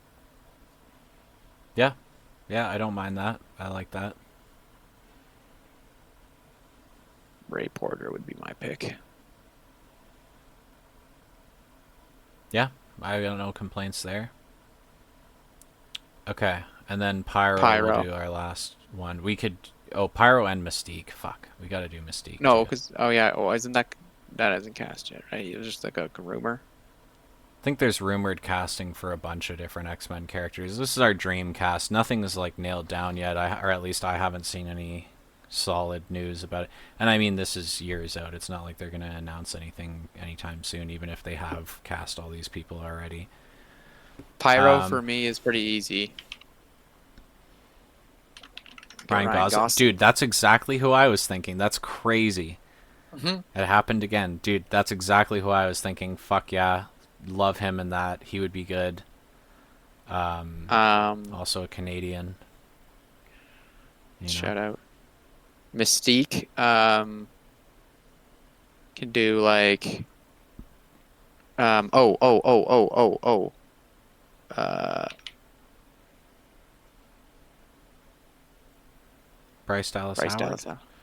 She could be good. I could see her in it. If you're gonna go a little younger, because keep in mind she constantly changes her form, so she can just look like the younger version of herself always, right? Mm. Um, if you're gonna go a little younger, that girl that was in the uh, Once Upon a Time in Hollywood, and then she just did that movie where she played like the stripper or whatever. This chick? Not her, not her. Her, Mikey Madison. Yeah, she's great. I like her. She kind of has that like, even if you just look at that one image right there, like she kind of has that like that glare Neutral look to her. and Yeah, neutral face, like where she could yeah, kind of be anything yeah, type shit. yeah. Okay, cool. All right, All so right. that's the fan cast section out of the way. Hell yeah. That was fun. Now That we're was a gonna lot of move fun. over to A lot our of fun next section. conversation. Donkey Kong Bonanza came out today. As of Yeah, recording this will be like 3-4 days out when you guys see this or whatever. But yeah. It is currently the 17th, as we're recording. Um, I'm tight on cash right now, otherwise I would have picked up this game. I've heard nothing but good shit about it, and when I watched the full Nintendo Direct for it, I was like, so oh prior to yeah, that, when we had just gotten like little clips and images and stuff of the game, I was like, I don't get it. It's just, you just smash through everything. Like, it didn't look that interesting. But then watching the full Nintendo Direct for it, I was like, oh shit, this is going to be like a really, really good platformer. yeah. That's the And one where they revealed Pauline, right? yeah, Yeah, that was and fire. I mean, for what it's worth, um, as far as 3D platformers go, I think a lot of people would agree that Donkey Kong 64 is still in the conversation for one of the best of all time, for 3D For sure. platformers. So you have a lot to live up to using Donkey Kong in a 3D platformer, and from everything I've seen, they lived up to it. I mean, IGN gave it a 10 out of 10. Now, Yeah, Best Buy you know, Canada gave it a 5 out of 5. The IGN is kind user, of take it or leave it, take it with a grain of salt kind of yeah, review from them 100%. for anything. So I don't really trust any of their reviews, but they're not the only ones giving it like full praise. So, um, yeah, I don't know. It looks really cool. I'm excited to see gameplay and stuff like that. Um, Actually, I do want to just check. So, got my Switch 2 here. Um, I wanted to see if they had done an update for Mario Kart World. No, they still haven't. Okay, so Declan and I have talked Yeah, do you about want to this talk about that before. but for a bit? Yeah. Yeah, So, so just sorry to cut you off one last time here, but yeah, I mean, we don't have hands-on gameplay with this yet, so I mean, one of us will probably pick this up in the near future. So yeah. whenever one of us plays it, we'll talk about it on that episode around that time. But we just wanted to mention that it like looked really good and it's I'm out also today. going to And probably watch some gameplay footage and stuff like yeah, that too, so I might bring it up just in passing in another episode or whatever if we but need to yeah, fill a something we time have slot played a or lot whatever. of that we do feel qualified to talk about is Mario Kart World. You've put in some ungodly amount of hours. I have like I think I have like 60 or 70 hours in the game. So I've I think I'm at like 100 now. okay, yeah. So Actually, you're I can check. Let's embarrass myself real quick. I kind of think you're over that. I think you're probably closer to 120. I don't think I'm 120 quite yet, but 105. Okay. Yeah. No, I didn't even So think I was gonna hit the 110 mark yet because I kind of burnt myself out of this game. Um, I played it so much in the first few weeks that it came out, and like all of my free time was playing Mario Kart World. And I sort of burnt myself out on it. Also, just as I was getting to the point where I had unlocked everything in the game, I think I've done like 80% of the stuff in the like free roam thing, which if you've played 80% is probably a little high, probably more like 65, 70%. But if you've played that game, you know that that's like crazy. Like I've done hundreds of these like quite literally hundreds of the like P The switch P little switches, side yeah. quest things, and I've done or challenges or whatever you want to call it. I've found over 100 of the peach coins, over 100 of the question mark blocks, and like so I played that game to a alarming degree. Um, and just as I was getting to the point where it's like, okay, this part of the game playing single player is kind of boring now. I'm gonna start playing online, and then I had like a good like 4 or 5 days of playing online, and then they fucking ruined online, Yep. and it's just not even worth playing anymore unless you get a group of guys together and you're playing Which is something I with wanted to mention here friends. on the episode. There's a Discord now where you can join the Discord for everybody who wants to play online like the normal way. So you join this Discord and then you can just join off links. So it'll be Right. you can do normal Grand Prix. It's going to be full lobbies. It's going to be it's how it should be. Not full lobby of online. And now you can essentially 80% of the time, 90% of the time you're doing these intermission tracks, I think is what the community's calling them. And they're just if you're a longtime Mario Kart player and it was cool for about the first 15 seconds, and then you realize like you're just driving in a straight line They're just not for the most fun. part. They're just They're not just fun. not fun. Like the game itself and the core gameplay, something we talked about. I think as far as core gameplay goes, it's probably the best Mario Kart. Yeah, As far so as the David wall and I were riding goes, actually, and yeah, that stuff's all great. David and I were actually talking about this last night, and I had said that. I was like, I think this is the best Mario Kart game ever made. And he's like, I think you have a bit of like a recency bias. And he's like, what are your other like top three? Like, what are the other two in your top three? And I was like, well, definitely Double Dash and definitely Mario Kart DS. And his response to that is he's like, dude, I've played Mario Kart World with you when you brought over your Switch 2 and shit, and like great game, thoroughly enjoyed it. I think they fixed the whole rubber band AI thing, and it's like a lot more skill based and shit, which is what I've been wanting from a Mario Kart game forever. But he's like, dude, Mario Kart DS is like the greatest Mario Kart ever made. And I was like thinking about it for a few minutes. We were talking about it for a little while, and I was like, fuck, I think you're right. Just like the accessibility of that game, and the fact that like, I would show up as a kid to sleepovers and have, I had Mario Kart, and it's like maybe one or two of my other buddies would have it, but everybody had a DS, and like everybody could play Mario Kart together, whether you had the DS or had the game or not. You just had to have a DS, and if you didn't have the game, you could join in and play, but you just could only play as Shy Guy.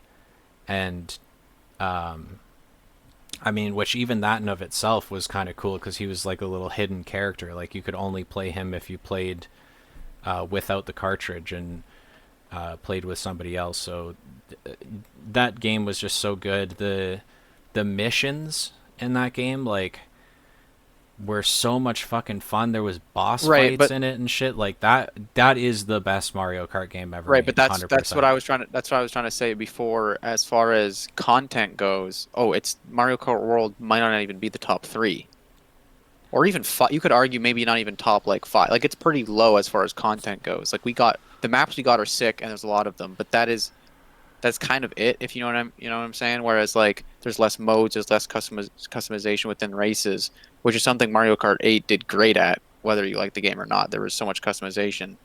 But what I'm saying is core Mario Kart gameplay, how the racing feels, how the tracks feel, the gimmicks in this game being the rail riding and the wall riding, the items, And the driving on core top of the gameplay. fucking water, dude. I hate Yeah, me if you want. Mario Kart 8 is the fucking worst Mario Kart game ever made. I'd rather play the fucking Super Nintendo fucking Mario Kart, dude. I fucking hate Mario Kart 8 so much. It's so bad. The fucking anti-grav shit is so bullshit and yeah. so bad. The fucking driving underwater thing is so bullshit and so Right, bad. so Like, fuck that's that my game. point. That game has way more customization It and does. content. You Yeah. can't argue that. It has way more. But the core gameplay, I think this is the best core gameplay of any Mario Kart. I just think it's Now, I will say unfortunate this that game is still like in its infancy of release. Like 100% it they're took they're gonna years do for all that DLC and content to yeah, come out. But across some of two it should have consoles too. Keep in mind that Right, Mario right, Kart 8 but came out on the fucking Wii U. some of it should have been there on launch. I think they I just think, they got a I little think, ambitious with doing that huge open world map and shit, and I think it's just gonna be like a slower rollout for getting more content into the game and stuff. yeah, I guess I just hope that ends up being true because I think there is a lot of stuff that's missing. But I do think the Yeah, core gameplay is pretty perfected, honestly. yeah. Other than So them ruining online. Now, the reason why I brought up Mario Kart World in general, and the reason why I checked my Switch for an update is so in the game for anyone who hasn't played, you can unlock a bunch of different costumes for each character, and some have more than others and whatever. Donkey Kong and Pauline are two playable characters in the game, and each of them only have their base costume and then one unlockable costume. And I thought that was super fucking weird, especially for Donkey Kong, who has been in so many different games. They could just pull costumes from so many different games to put into this. yeah, And then my thought for him as I was like, oh, Donkey Kong Bonanza is coming out on the 17th of July. And I was like, there's probably going to be like costumes that he can change in and out of in that game. And they don't want to spoil that for Mario Kart World. So they're going to probably do an update where it adds new costumes for Donkey Kong based on his new game because he is the design of the new Donkey Kong as his it's base also skin. it's also Donkey Kong. Like he should have almost as many skins as anyone else in the game. So yeah, Right. you're right. So, and then when we got the Nintendo Direct that showed off his partner sidekick character throughout the game is Pauline, I was like, okay, that's why she doesn't have any costumes too. And then you watch further into the Direct, and it's like part of the game is that you can change their costumes and change the color palettes and everything and do all that stuff. So I was like, okay, 100% there's going to be like an update to Mario Kart World. We're going to get these new costumes for those two characters. That like it felt so weird that they were the only ones that only had like one special costume and that was it. So I was like, okay, 100% we're going to get this update. We'll talk about that more briefly if that happens, but that was my prediction. And I think it's still going to happen. It just, I was surprised that it wasn't today. You know, maybe by the end of the weekend, they want to give people like the Few days, few whatever. Yeah. days to play Donkey Kong Bonanza and like start to unlock some of these costumes, and then they'll put out that update. But I would be surprised if I got home from this camping trip Sunday night and there isn't, you know, Hopefully by when the time you guys see this, there will be some drip in the game. yeah, yeah. And if they do that update, I'll bring it up on another podcast. Maybe not the Fantastic Four one because we're gonna really hyper focus on that one topic in next week's episode. But I will. I'll bring it up and we'll talk about it because you know that is Declan and I have been playing a lot of that game. Obviously, both of us really enjoy it. It's in my top three Mario Yeah. Karts of all time, and I agree with Declan that I think, as far as the actual racing goes, it's the most refined and the most balanced and fair of all of the. And there's multiple new mechanics too that are really cool. I have like a controller mapping that I've done for my Mario Kart for like on my Joy Cons that I can switch to like my Mario Kart World controller mapping, Right. and it's set up so that I can use the triggers as accelerate and brake, so that I can use the joystick, the right thumbstick, at the same time, Mm. because you can change your direction of your view, and when you fire an item like a green shell, it actually goes that direction when you shoot Yeah, a lot of it. people don't So know that, by the way. So if you yeah, don't know that, go give that a try at home because yeah. it's really fun and it adds another layer of depth. Well, it And just means like another if thing, if I'm neck and neck with Declan in a race, I can literally turn sideways and hit him with a green shell like sideways. I don't have to yeah, wait for him to pass me or try and get behind him and line it up, or if he's coming around a turn or what. Like, you can just nail someone like 2 feet from you right to the side, and it's like pretty fun. So yeah, I have like a whole. I recommend doing like a whole different controller mapping and you can actually on the Switch 2 save controller mappings and name them. So you can just kind of seamlessly switch between for different games, and I've got one like set up for specifically for Mario Kart World, and yeah, I mean, as all this to say, I think it's the most refined. I think it's the most fun, and it's got the highest like skill ceiling where it's like you're not just gonna get cucked by the fucking AI.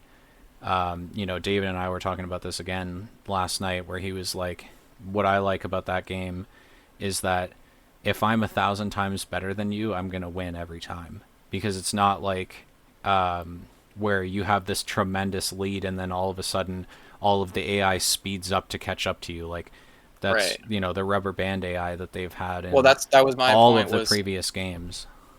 Yeah, that was another thing where you said balance. This game's balanced. I agree. It's like because there's the shortcuts, which is another thing I was gonna say. If you haven't at home, go search up some of these shortcuts and some of these world record times on some of these maps, and you're gonna be like, what the fuck am I watching? Like it's some crazy Yeah. shit.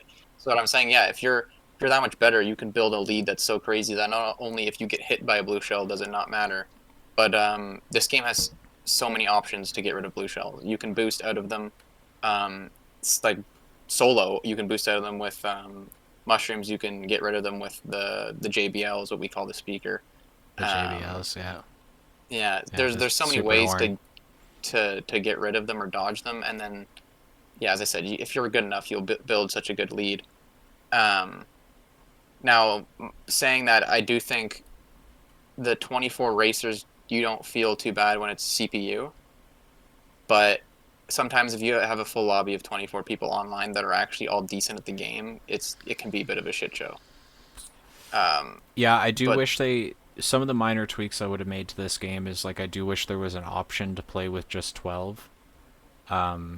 Like go back to yeah, form with the older games. I mean, Mario Kart 64 is what I grew up playing. I never had a GameCube growing up. We had the Nintendo 64 from when I was born. My mom bought that system when I was still in the womb, so that she could play it, and then that was what I grew up with in the house. So I skipped over the GameCube. The next console we got at our house was the Wii. So I played a lot of Mario Kart 64. I played a lot of Mario Kart Wii, and I did play a good amount of Double Dash with David because he had a GameCube. So I remember actually one weekend. Obviously this was years and years ago, far before I ever got clean and sober and stuff. But I remember one weekend we just fucking got high as fuck all weekend and just played Double Dash like two player like co-op.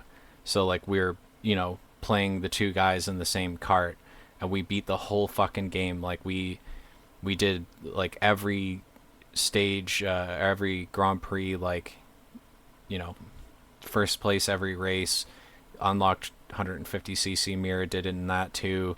We did all the challenges, like everything. Like we like 100%, like we wiped his game and like 100%ed the game in a weekend, just like non-stop playing this game, just stoned as fuck the whole weekend. So I have some fond memories of that game too.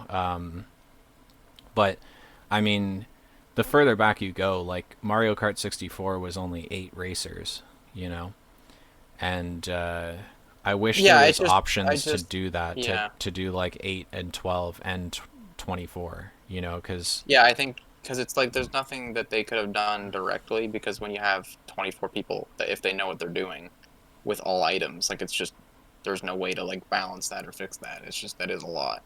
Now that only happens yeah, right when you're playing online. As far as this game goes for like couch co-op or you bring your Switch over to a buddy's house that doesn't have one, you're hanging out with a bunch of friends and you play. I've done that many times since getting the console. The game's perfect. yeah, Um, I agree. I'm not a fan of the decreased frame rate when it's in three or more players. But I don't. There's probably a logical reason behind that. It just like can't handle that, I guess. Um, or it's like too compressed. I'm not really sure, but that's a little bit annoying. So what sometimes we'll just do is we'll have two, and then people will just like play in their handheld, and it's like it doesn't. It's just as fun. But yeah, when you're playing locally, it's a blast. Like when you have less than the 24 people, it's like always consistently solid. So that's like Yeah. a one other issue as I have is sometimes when you have that full 24, it can be like just mayhem. Yeah. Also, I want to go on a quick little rant. So, I ordered this from JSOW. It's like a little. It comes with both the grips to go over the Joy Cons here and the like attachable thing, and then this has a charge port. A huge gripe of mine was, with the original Switch, it came with the Joy-Con controller attachment thing that didn't have a charge port, and the battery life on these is okay, but it's like you're halfway through a game and your game pauses and it's like your controller's dead, and it's the most fucking annoying thing, and then you have to go slot it on something else to charge it. And so everybody bought the chargeable like grip. I don't know what the fuck you call it, the controller grip or whatever. Everybody bought that, and then it was like we all just threw our old ones in the garbage. Like they're useless. You know what I mean? And then the Switch 2 comes out, and they fucking do it again, and it was 100% a money grab. Like it can't have been much expensive, like a huge expense on the manufacturing side to just put the chargeable version in the Switch 2 package. Like when you get the Switch 2, there's no reason why they couldn't have done that, and they fucking did it again. So I said fuck you to Nintendo, and I'm like, I'm not paying for your version. I'm going to go get a third party version, and I actually have two of them. I have this one as well, and I Nice. I bought one like right off the hop, and it was like a little janky, and like the Joy Cons were a little loose in it. I gave that one to I actually Declan. have that. I have that somewhere. Yeah. Yeah, I gave that one to Declan. But this one's great. Love it. It took a while to ship though, because when I bought it, like right when the Switch launched, I got this today, and I bought this in, like on like June 15th or some shit. And the the reason was is because it was on like pre-order. Like they hadn't they it was in production, but they hadn't like manufactured the stock yet and shipped them out. So it took a while for me to get this. But my big gripe is, so I bought like a really like cheap. It wasn't bad or anything, but like a little cheap shell for the actual Switch 2 that just kind of clamped on over top, and then it also has detachable ones that go on the Joy Cons as well. And I should mention the JSOW one also does that. So these come off with it. And this one feels really sturdy, and the Joy Cons go like stay in it nicely and everything. I would highly recommend this product, by the way. It's just obviously we don't have any ad deals or anything yet. We don't even have a viewership yet, so this is Hmm. not like a paid advertising thing, but like I really really recommend this. They did a good job with that. But so I bought this like cheap case just to have something on it to give it some protection. And then for Father's Day, Declan and our dad came to my city to go out for Father's Day dinner. And I took all the stuff off of my Switch and gave it to Declan, and I was like, I ordered a new case. You can just have this, and I'll get mine in a couple weeks or whatever. I still haven't fucking got it yet. So I ordered the Kill Switch from D Brand, and this is not hate for them because they make really nice products, and I've actually bought some of their other shit in the past. So this is no hate to them or whatever, but like it's been I ordered that like somewhere between like June 15th and June 20th, I want to say, and I still haven't gotten it. And then yesterday I get an email, and they're like, "Hey, people have been complaining about these like minor issues with the product or whatever. So because we haven't shipped yours out yet, we've like gone back to the drawing board and like redesigned a couple aspects of the parts that you've ordered, and we're like in production right now making the new versions, and then we'll send those out for you." And I'm like, oh my god, I'm gonna put my head through a wall, dude. Like I just want something on my Switch so it's like protected.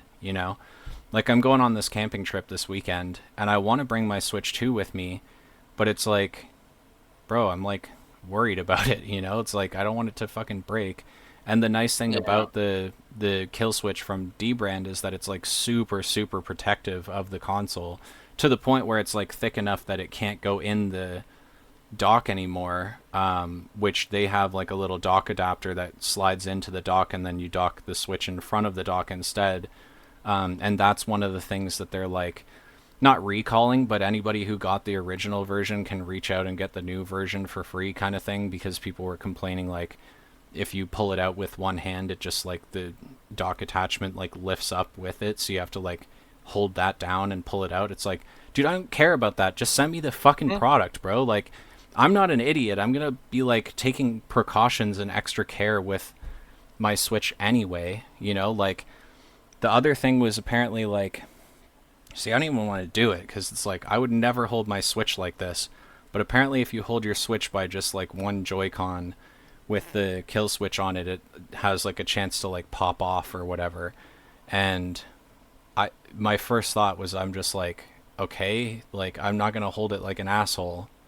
You know, like if I'm holding it with one hand, I'm holding it like this, you know, where I have like a grip on the system and I'm not putting stress on these the only points of failure on the fucking console, you know what I mean? So it's like Yeah. obviously I'm not going to be an animal with it, but I guess, you know, a lot of people buy a Switch for their kids or whatever and they get this the kill switch because it's so durable and protective and whatever, and so like you hand that to a kid so that they don't break it, and then they, you know, hold it with one hand and it pops off and it drops on the floor, and then, you know, the screen cracks and whatever. So they don't want to, you know, have that issue with their product, so they're remaking the Joy-Con grips and the dock attachment, the dock adapter. And I'm just like, oh my god, because in this email they're like, yeah, don't worry, it'll like we'll send you out the new version in like 4 to 6 weeks.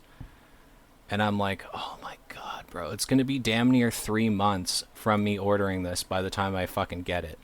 You know, and I understand like we're in Canada, you know, so stuff takes a little bit longer to ship if it's manufactured in the US or even China, because a lot of like things in China like have big distributors in the US but they don't here.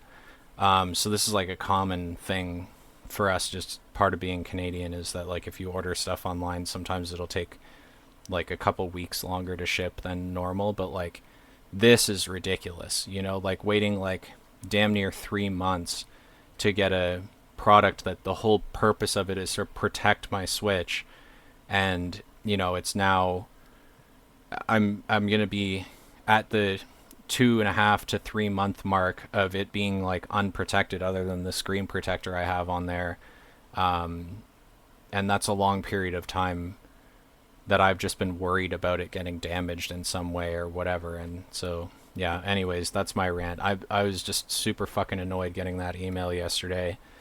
And then, funny thing, so when I get this in the mail today, it was some like young girl, probably in her early 20s, that delivered it. I happened to be downstairs in my kitchen, like I had just cooked some food and I was sitting at the table eating my meal, and I hear a knock on the door, and I stand up, and when I stood up, the back of my like foot caught the chair and flung it across the room. So I like went and picked up the chair and tucked it back in and then went to the door. I'm like right there. Like our kitchen is, you know, like a lot of houses, like right in the front of the house. And so in the less than a minute it took me to get to the door, she was like walking away with the package. And so I opened the door and I'm like, "Yo," and like, "Did you just knock or whatever?" And she's like, "Oh yeah," and like runs over and hands me the package. It's like, and it Damn. wasn't a delivery truck or whatever. It was like a fucking Hyundai Elantra that pulled up. I was like, "What is going on? Like, were you just gonna take my package, or like, were you gonna take it to the post office and I was gonna have to go get it there? Like, what a joke, dude! Like, what the fuck? Why Yeah, was that's this an crazy. issue? You know?" So I don't know, but anyways, that was just more like of a funny anecdote. Like I ended up getting it in my hands right away, so I I'm not like mad about it or whatever, but that was a super weird situation. Like I just didn't make it to the door in time, I guess, but like it's not like I took a long time to make it to the door. I got there right away. So I don't know what the deal with that was. It's more of just like a funny kind of thing, but yeah, I'm super happy to have this now though, because one big thing, and I'm sure Declan can relate to this as well, but I have like huge hands, um, and I have like really long fingers, and so the Joy Cons are just like unusable, um, in like their normal state. Like my hands cramp up immediately using them. So I've been mainly using. I have I can't reach it right now, but I have like a GameCube style Bluetooth controller, and then I also ordered the actual GameCube Bluetooth controller from Nintendo as well. So I've got both of those. That's what I typically will use when I'm playing games. But fuck, dude, like the my one gripe with the old Joy Cons is that they're so tiny and flat that they really cramp up your hands. They're not nice to use, and I think most people had that problem, even like people that don't have huge hands like I do. And they were like, for the Switch 2, they're like, it'd be a good idea if we made them thinner. So it's like they're even more uncomfortable. And I've said this to Declan before too, but it's like if you look at, so that's my dock for my Switch 2 up there, which I know seems a little weird, but it's because it's hooked up to my projector there. So the wall in front of me is where it projects to. So my with if you look at the design of the dock, like the Switch 2, same as the Switch, like the Joy-Cons stick out the side of the dock. They're not like inside the dock with the console. So there was no reason why they couldn't have made a design like this where it like bubbles out, maybe not to this extent, but like where the Joy-Cons are thicker than the console, and it's flat on the front, but like ergonomic on the back. There's no reason why they couldn't have done that, even based on their own design for how the dock works and all the shit. I just don't get why they were like, yeah, they need to be small and thick or thin. Like I just don't get it. I don't know who that was for, or like what the intention behind that was. It seems to me like, going back to what I was saying about not putting the chargeable attachment grip in with the Switch 2. Like, I mean, it's an expensive console, and like it just seems to me it's like Nintendo just has this horrible pattern of like not listening when people are like, this is our issue, you know? And this goes back to them ruining online as well for Mario Kart World. Like when the game launched, it was like when you play online, there's like 3 tracks that you can pick to as your vote, and then you can pick random. And 2 out of 3, or at least 1 out of 3 every time of these tracks would be the intermission tracks that nobody wanted to play. And so the fix for that was you just always pick random, and it'll always pick a proper regular 3-lap track. And everybody was picking random. There's no way they didn't notice this, even if they're like not looking at any of the people talking about it on social media, or I saw streamers and YouTubers and all type of people talking about this, how everybody was picking random because the intermission tracks suck and nobody wants to play them and whatever. But they had to have seen the stats of like anybody with an elo higher than a certain amount is picking random every single time. So they have to know that this is like a trend. And then they were like, what would be good is if we made it so that random also picks intermission tracks, and it's most of the time. And then also it's guaranteed 2 out of 3 most of the time, 3 out of 3 of the tracks that you can pick directly are intermission tracks. It's like, what the fuck were they thinking? It's like people complain about shit and they're like, we don't like how this is set up, and like this is the easy fix for it. And every time Nintendo's just like, yeah, you know what though? What if we doubled down on the thing that you don't like? Yeah. And they're just so bad for that. And this is, I'm a Nintendo-year-old. I'm a fucking diehard Nintendo guy. I don't own any other consoles. I have my gaming PC that we're recording this off of. I have a really nice laptop that I can run some games on. I try and not run games on it because that's not really what it's for. It's for like editing and other stuff. But and then I have my Switch. I had the original Switch, I had the Switch Lite, and then I have the Switch 2, and I even have on my shelf over there, I have a fully functioning Nintendo 64 still. Like I'm a Nintendo guy through and through. Actually, right in front of me here, I also have a modded, or sorry, it's not modded Nintendo. Don't come for me. 3DS, and I've even got this attachment that gives it the second joystick, which Based. doesn't work for any games except for like 3 games. So it's totally fucking useless. But whatever. Like I'm a big fan of their IPs mostly, and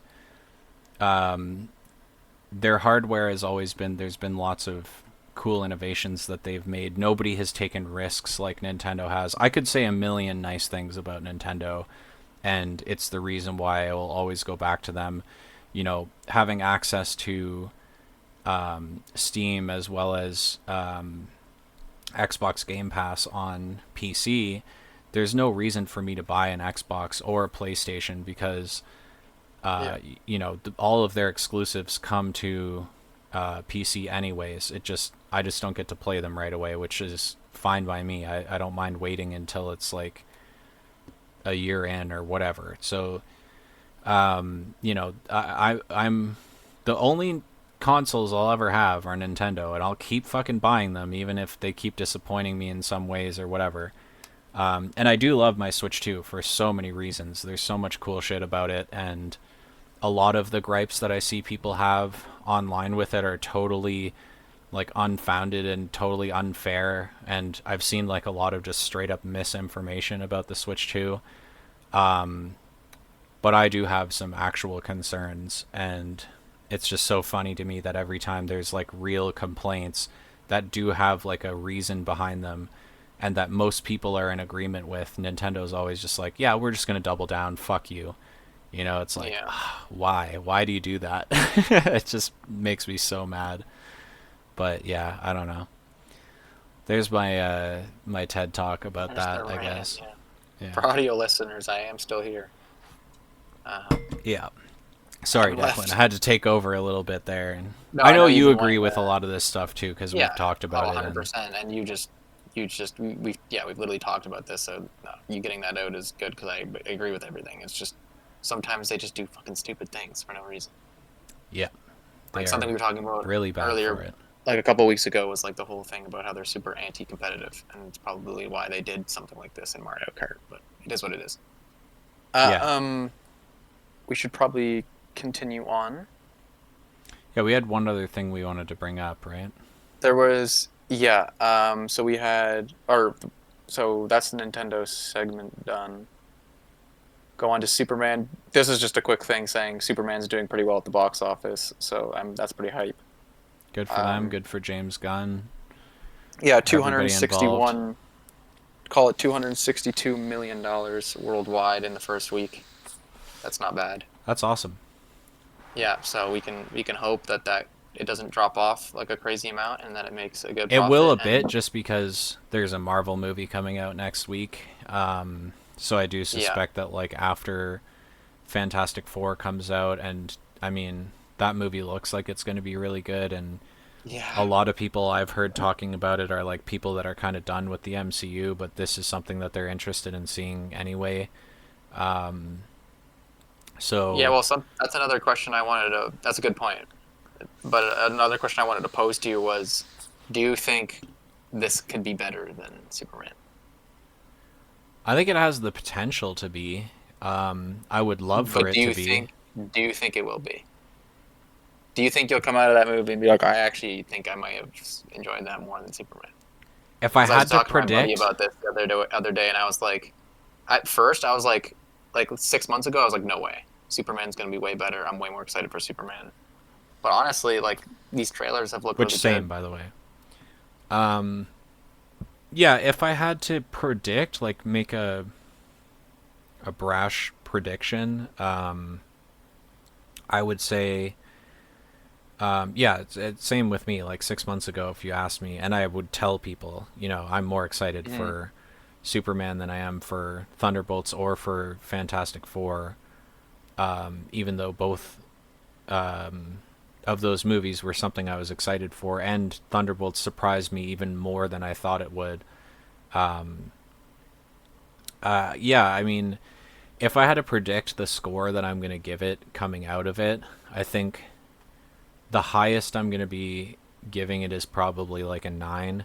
So if it does beat out Superman, it's going to be like a point 0.5 difference, because I gave it 8.5 out of 10 for Superman. I can't see myself giving this movie more than a 9 out of 10, but I could be blown away by it. It could be like Thunderbolts, where it's like I was excited going in. I thought it was going to be a good movie. It looked like it was going to be a good movie, and it was even better than my expectations.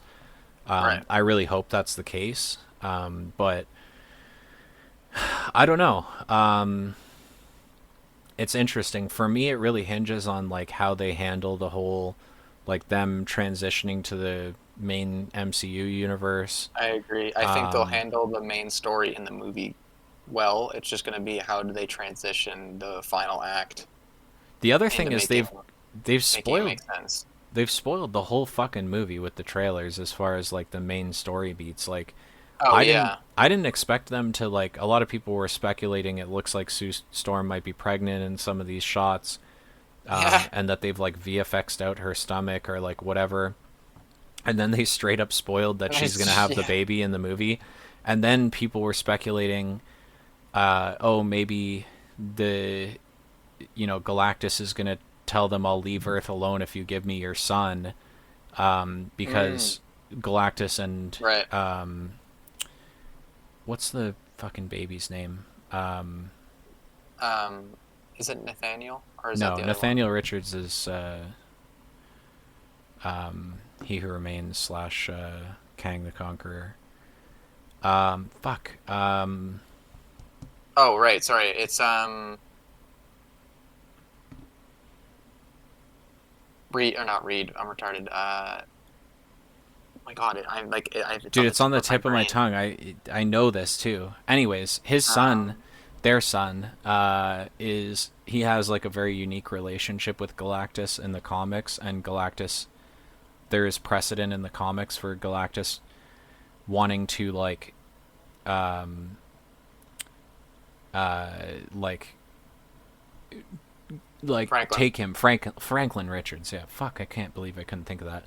Um, there's precedent in the comics for Galactus wanting to have Franklin, to use him for his like reality warping powers and stuff like that. So,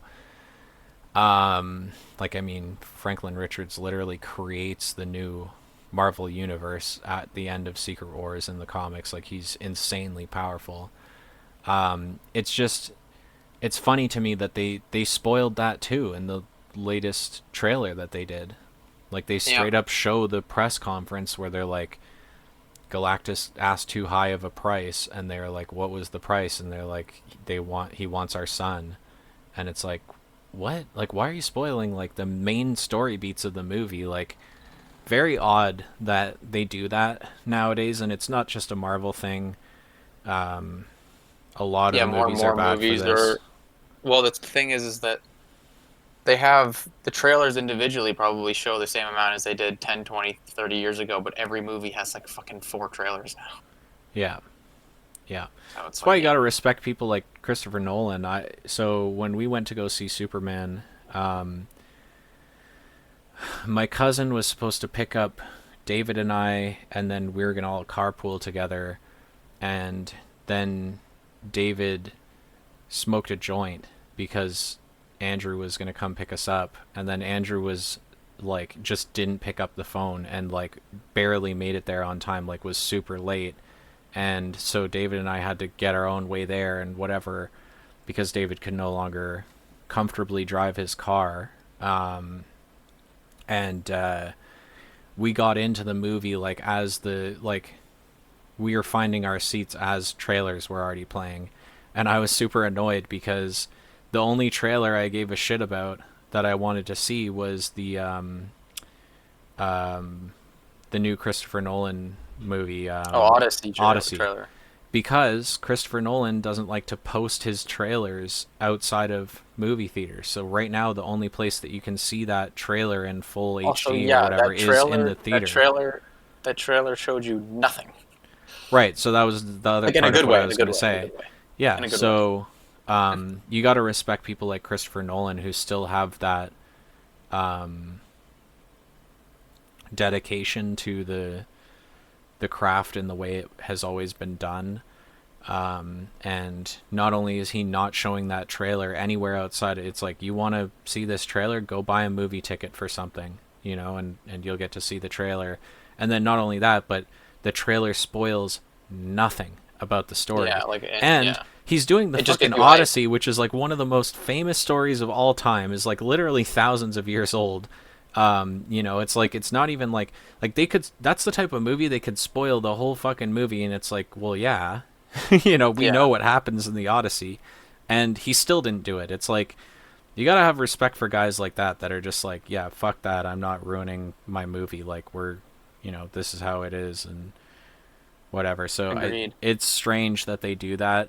Um, I'm not super mad at it or anything, but it does kind of like I guess. Well, I guess what we take can do away the then is dream factor or whatever. Like, I know what's gonna happen in the movie now. I guess what we can do then is just give me your predictions on how they're gonna get them to the our timeline in the MCU. Like instead of giving, Well, because as you said, they've kind of given away the first two acts, but like, what do you think Act 3 is gonna be?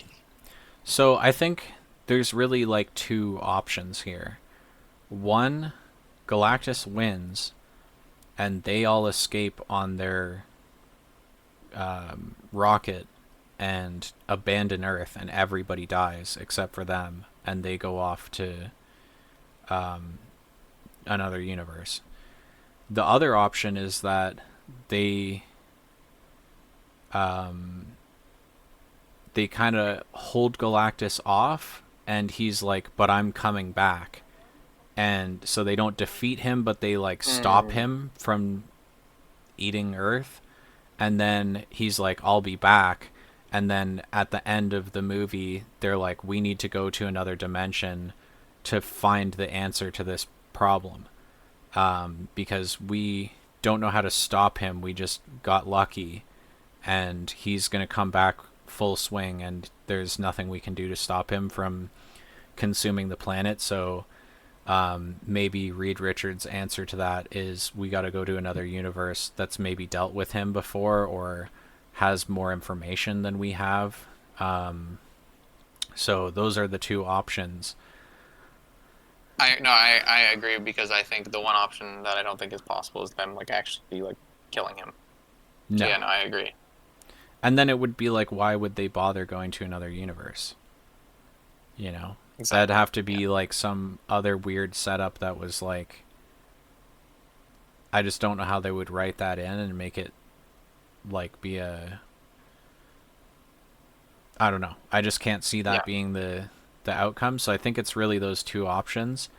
Personally, I think they're going to lose. I think they're going to lose, and they're going to have to make a very hard decision to abandon Earth and save themselves, and that there's nothing they can do to save anybody else. There's only so many people that can go on their little rocket thing and whatever, and they're going to have to make the tough call to abandon ship and not go down with the ship, and that's how they end up in the other universe. And I think it also sets up,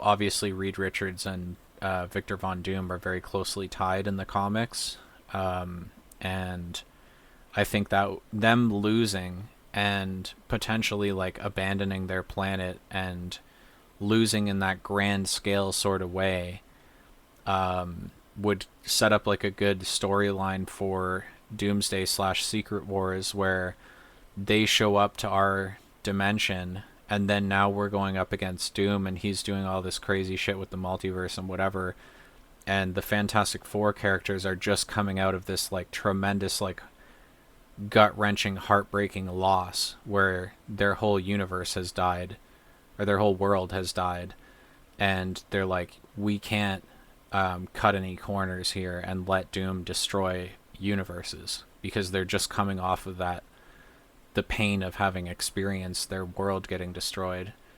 So I think the first option of them losing outright to Galactus and they just escape, just the four of them plus the baby and Herbie, I think that's the better option and what I would like to see, just for like future story setup. And also from an audience perspective, it also sets us up to be prepared for like tremendous loss, in the first half of Doomsday, because Declan and I talked about this in our bonus episode that we did with the ranking the whole MCU and stuff. But I mean, clearly they got the Russo brothers back and everything. Like clearly they're just gonna mimic the story beats from Infinity War and Endgame, where Doomsday, Yeah. the heroes are going to lose, you know. Yeah, and 100%. and in fairness to them doing that,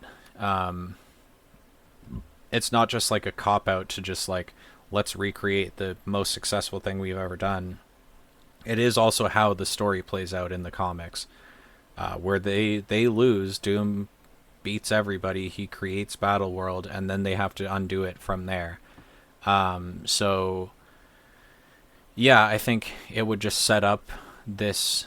You know, this is a world of, you know, the from what I understand, the Fantastic Four are the only superpowered characters in this universe. There is no other heroes and stuff, so it's like we witness them lose everything and their whole planet gets destroyed. But we don't feel the loss of anything because it's like all the characters that we came to care about over the course of this film all survive. But they're Right. dealing with the loss, and then we get kind of drip fed the idea like there might be, you know, get prepared for our heroes to lose, you know, and to lose everything. Right. So I think that's what. What about you though? What's your prediction out of those two options?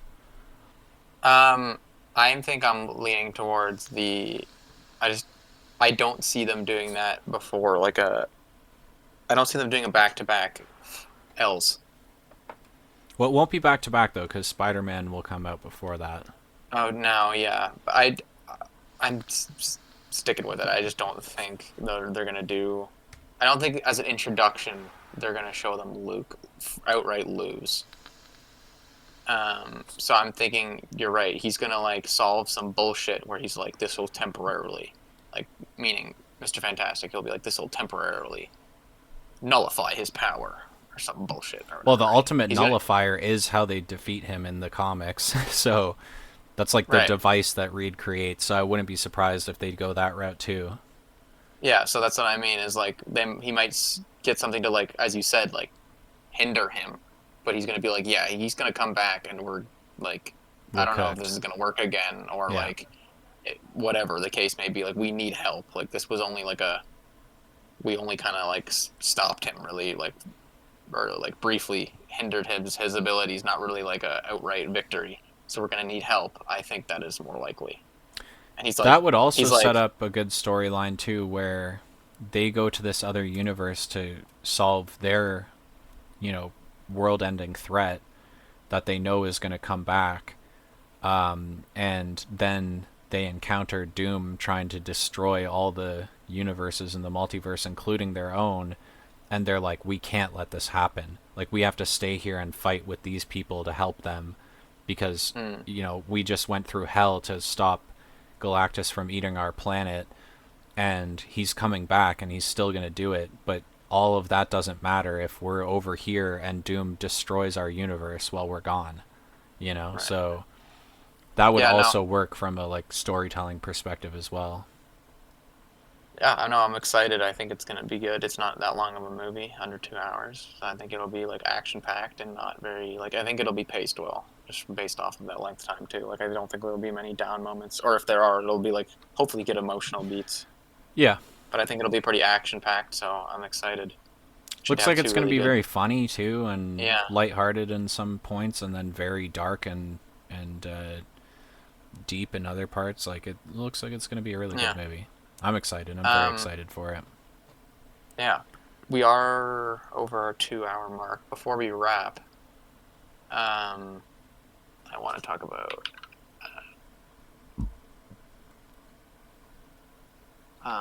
the new Destiny DLC came out. It was solid. I think the sorry, this is for everyone who doesn't know, who didn't watch the first episode. I was going to be talking a bit about this here and there, Destiny content. That'll just be me. Ryan doesn't play, um, so I won't I take too call much it get time. But this fucking is rectiny. That's what I call it. yeah, but this is a huge week. So this will probably be the one of the fewer segments you get for me for Destiny, just because this is like the biggest week of the year for this game. Because it's the new DLC and the world's first raid is on Saturday. Do you know anything about that? No, I've Okay, so never just played either. I never played the first so one just to or give this one. you just to explain a little bit. So the DLC comes out or came out on Tuesday. So you play through this new story, and you get all the new guns, and you get this new area that you play in and new abilities, whatever. And then typically it's like 2 or 3 days later, but this time it's whatever the 4 days later. They drop what's called a raid, and raids are 6 person events, and you have to like solve puzzles and beat these encounters, and they put it on a harder difficulty for the first 48 hours, so it creates like a competitive race. Okay. And last year's raid was the longest completion ever. It was the first place completed in 21 hours, so it took them 21 hours straight to beat it. And then second place was like Jeez. 20. The second place was like 26, and I think the average completion time was 31 hours or something like that. Of non-stop Um, playing? yeah, Oh my so god. it's really fun Just put in like to a figure. catheter and just like piss yourself the whole Yeah. time? Like holy Well, some fuck. people like go and like take like piss breaks. Like if you die, there look like it's like encounters, so you reset, and then you can have like a point of break where you can wait for your team to then get ready and rally for the next attempt.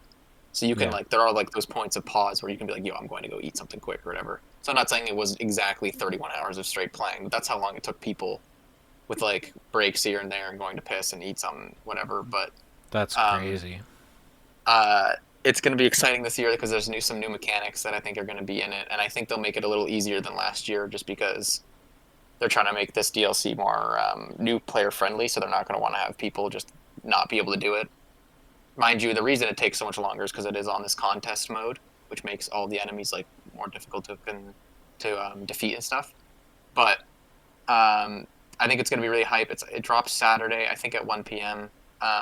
If I can get a team together, the reason I'm saying this is if I can get a team together, I'll stream it on this channel. Oh, Um, that'd be I, cool. I have no intentions of even completing it, but I think it would just be funny.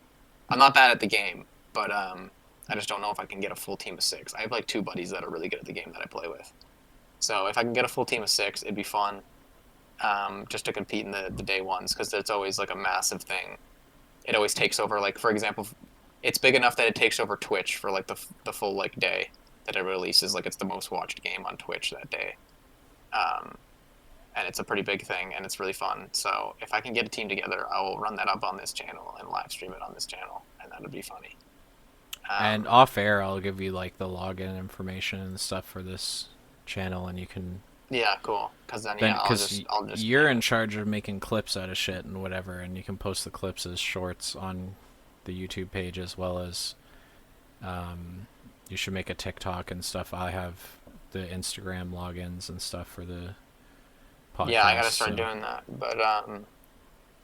But yeah. Anyways, I just want to throw that little tidbit out there. It's not gonna be a long segment about Destiny. I just wanted to give my quick thoughts. The DLC was solid. It was a good foundation. The massive gameplay mechanics that they changed, I think, were for the better. It's gonna be a good thing for the game. Um, but I think the raid's gonna be fucking sick. They've knocked it out of the park for raids for like a long time. So yeah, if I can get a team together, I will be streaming that on this channel on Saturday. cool. Other than that, did you have anything else to talk about before we Not really. wrap I it up? think we kind of touched on a lot of this stuff, and I mean, our whole next episode is going to be dedicated to one thing. We're probably going to do a whole, 2 hour conversation again, like we did with Superman, just about the one topic. Maybe just, you know, if something's really burning a hole in our brain, we can bring it up at the end, kind of like what we did with the um, Jurassic World conversation we had at the. Oh, I watched that, by the way. Oh Um, yeah, tell the people because I know you watched that the other day. yeah, I I totally went to the theaters and saw that. I definitely didn't download a cam version of it and watch it. Dude, um, this bit's gonna get to a point where it's gonna get us in trouble. yeah. He Eventually, paid I'll for a have to ticket. stop saying that. Yeah, I paid for a ticket. Um, so, Yeah, no. anyways, yeah, tell him It because was I know really he. bad. I don't know what else to say about it. It was really bad. The story was Just to go over dog my shit. points again, just so you can like, disagree or agree. I said the pros were it looked good, Visually, it was great. and yeah, and most of the acting wasn't bad. I keep flicking my mic. I agree with that. Um, But then obviously my gripes were the story was shit, the stakes story weren't was that just so crazy. bad, and Worst opening scene of all time. we didn't get a Like, dino fight. yeah, no, Almost crazy. nobody died, which is Yeah, like kind of a those are two big like pinnacle things about doing a Jurassic movie of any kind from the yeah. beginning, and even the book. You know, like if you're looking at even the source material, like people fucking die. That's like the whole thing, and you get a big dino fight, like especially because it's like not even within the bounds of like. So in the original Jurassic Park movie and in the original Jurassic World movie, these are like theme parks that are set up, and they have to use the plot to set up two big dinosaurs coming at each other and fighting. We now are in a. It's like there's a whole island with an entire ecosystem of dinosaurs that they're showing up Right. to, and we don't get a dino fight. Like you don't even have to set that up. It's just like you could just have the characters just witness that happen. It's literally nature. Like Well, how not the only to fuck did that not mention, happen? but that's like the biggest T-Rex we've ever seen on screen. Like that thing was Yeah, huge compared to what we used to see. Why didn't that thing have a fight with the fucking D-Rex? Like, what are we doing? I don't even need that, dude. It would have just been cool to see like um the T-Rex like uh fight a fucking stegosaurus trying to eat it, or like one of those hammertail ones, whatever those are called, and like just something that's like armored and can defend itself, but and then watch the T-Rex get the best of it and eat it and kill it like that.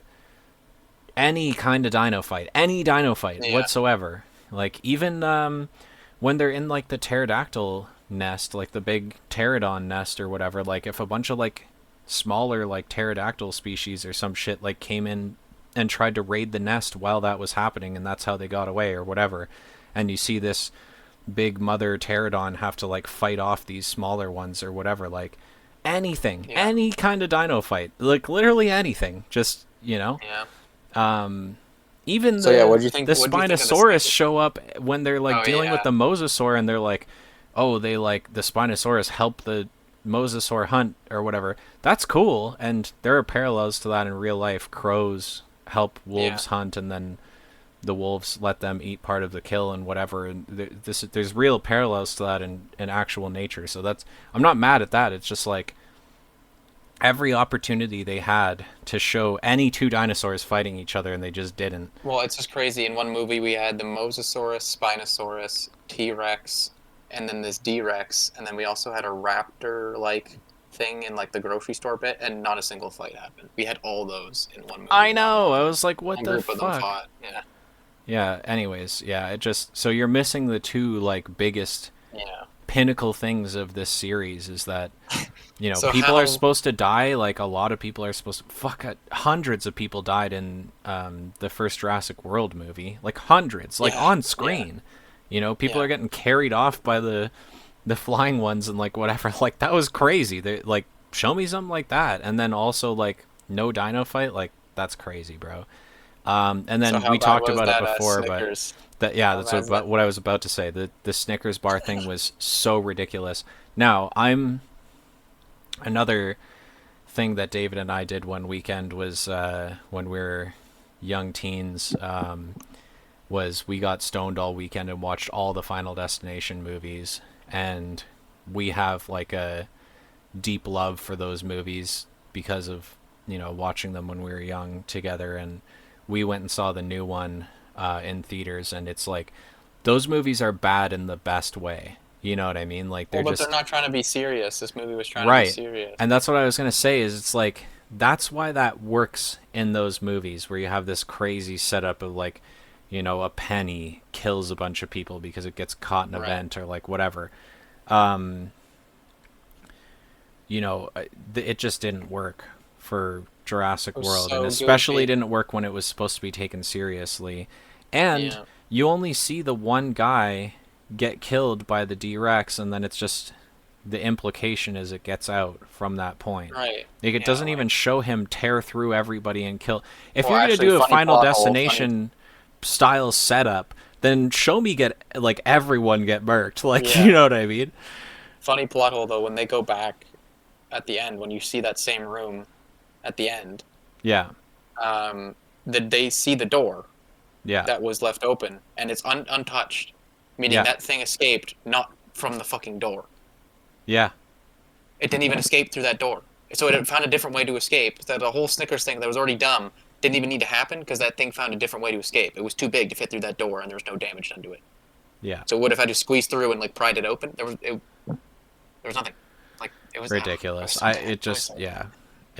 They So just really missed the mark with this one. It was quite funny anecdote too about going to see that Jurassic World Final Destination, the new one. So we went with the whole group of us, and my buddy Chris came with his girlfriend, and we're like David and his brother and I are like hysterically laughing during like every Final Destination movie has an opening sequence like that Snickers bar thing where like some little thing like triggers a bunch of shit and then everybody dies like one by one in like the most gruesome ways. And we're like hysterically laughing through all of that, and then like as people are dying throughout the movie in gruesome crazy ways, we're like laughing hysterically every time or whatever, to the point of us probably being like a little belligerent. Like there were probably people in the theater that were like, yo, shut the fuck up kind of thing. But at one point Chris's girlfriend leans over him to me, on the other side of him, and is like, is this movie supposed to be a comedy?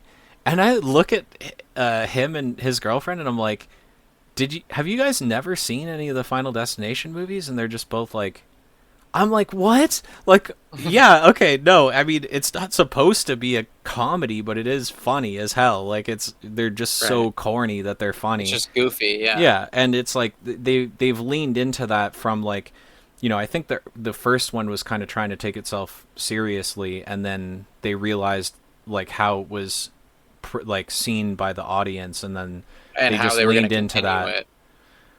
it. But it's just funny that they just didn't like. Yeah, they just had no prior knowledge of what this series was like, and I was like trying like I'm in the theater, so I'm not gonna like give them an explanation or whatever. I explained it to them afterwards though, and it was just really funny. That'll just Hmm. always stick with me, her leaning over Chris to me and being like, is this supposed to be a comedy? Because we're just dying laughing on the other side of the group, like we're just like hysterically belly laughing every time somebody gets like a fucking piano dropped on them or whatever, and like every time we're just like, I'm like scream laughing, when you like you're just like laughing at the top of your lungs type shit, and Yeah. like bursting out laughing every time. It's like she's like, is this supposed to be funny? And like, well, it is. Whether it's supposed to be or not, it is. So I don't know. It's funny that they just didn't get it, but they'd never seen anything from the series before. So yeah, no, it just the whole Final Destination style opening was really poorly done. And again, I think there's a world in which that could have worked. Yeah, I And mean, you in can go that world, watch you would have our. had to let me see the D-Rex rip apart everybody there one by one, and like in funny ways. Like it accidentally knocks over a tree and it splats two people that would have Yeah, otherwise and got then just away, or make it like a shit like funny kind that. of goofy movie or whatever Yeah. at that point. But and if you want to hear like something we would have done, you can go watch our Superman episode at the end. We Yeah. talked a bit about what we would have done. Yeah, we gave our Um, whole elevator we give pitch and that for like what we would have done yeah with the script, and what we talked about, like how we would have done a whole trilogy, and how the story would have been framed and set up. And I think our pitch is like significantly better than what we got with that movie, which is funny. Like Universal yeah. or whoever owns that hire us. Yeah. Um, well, that puts us at what 2.5 hours exactly. Yeah. We gotta wrap this up. Yeah, Cool. we're at Well, I about think the two that and a that half fits hour everything mark. in and a little bit more. So All right. Thanks there you for go. watching again, guys. Yeah. See you guys in like. Is the Fantastic Four episode going to be releasing on the Sunday as well? Yeah, I want to give people the Okay. weekend to watch it, and um, Well, then, as of you guys seeing this, we'll see you guys in a week for Fantastic Four hell yeah. review and fun, the special, and hopefully it's in person with a guest, so it'll be a bit of a special episode. Yeah, I really want to try and make that Get happen that? because that would be really cool. Yeah. All right, Alrighty. signing off. Thanks for watching. Peace.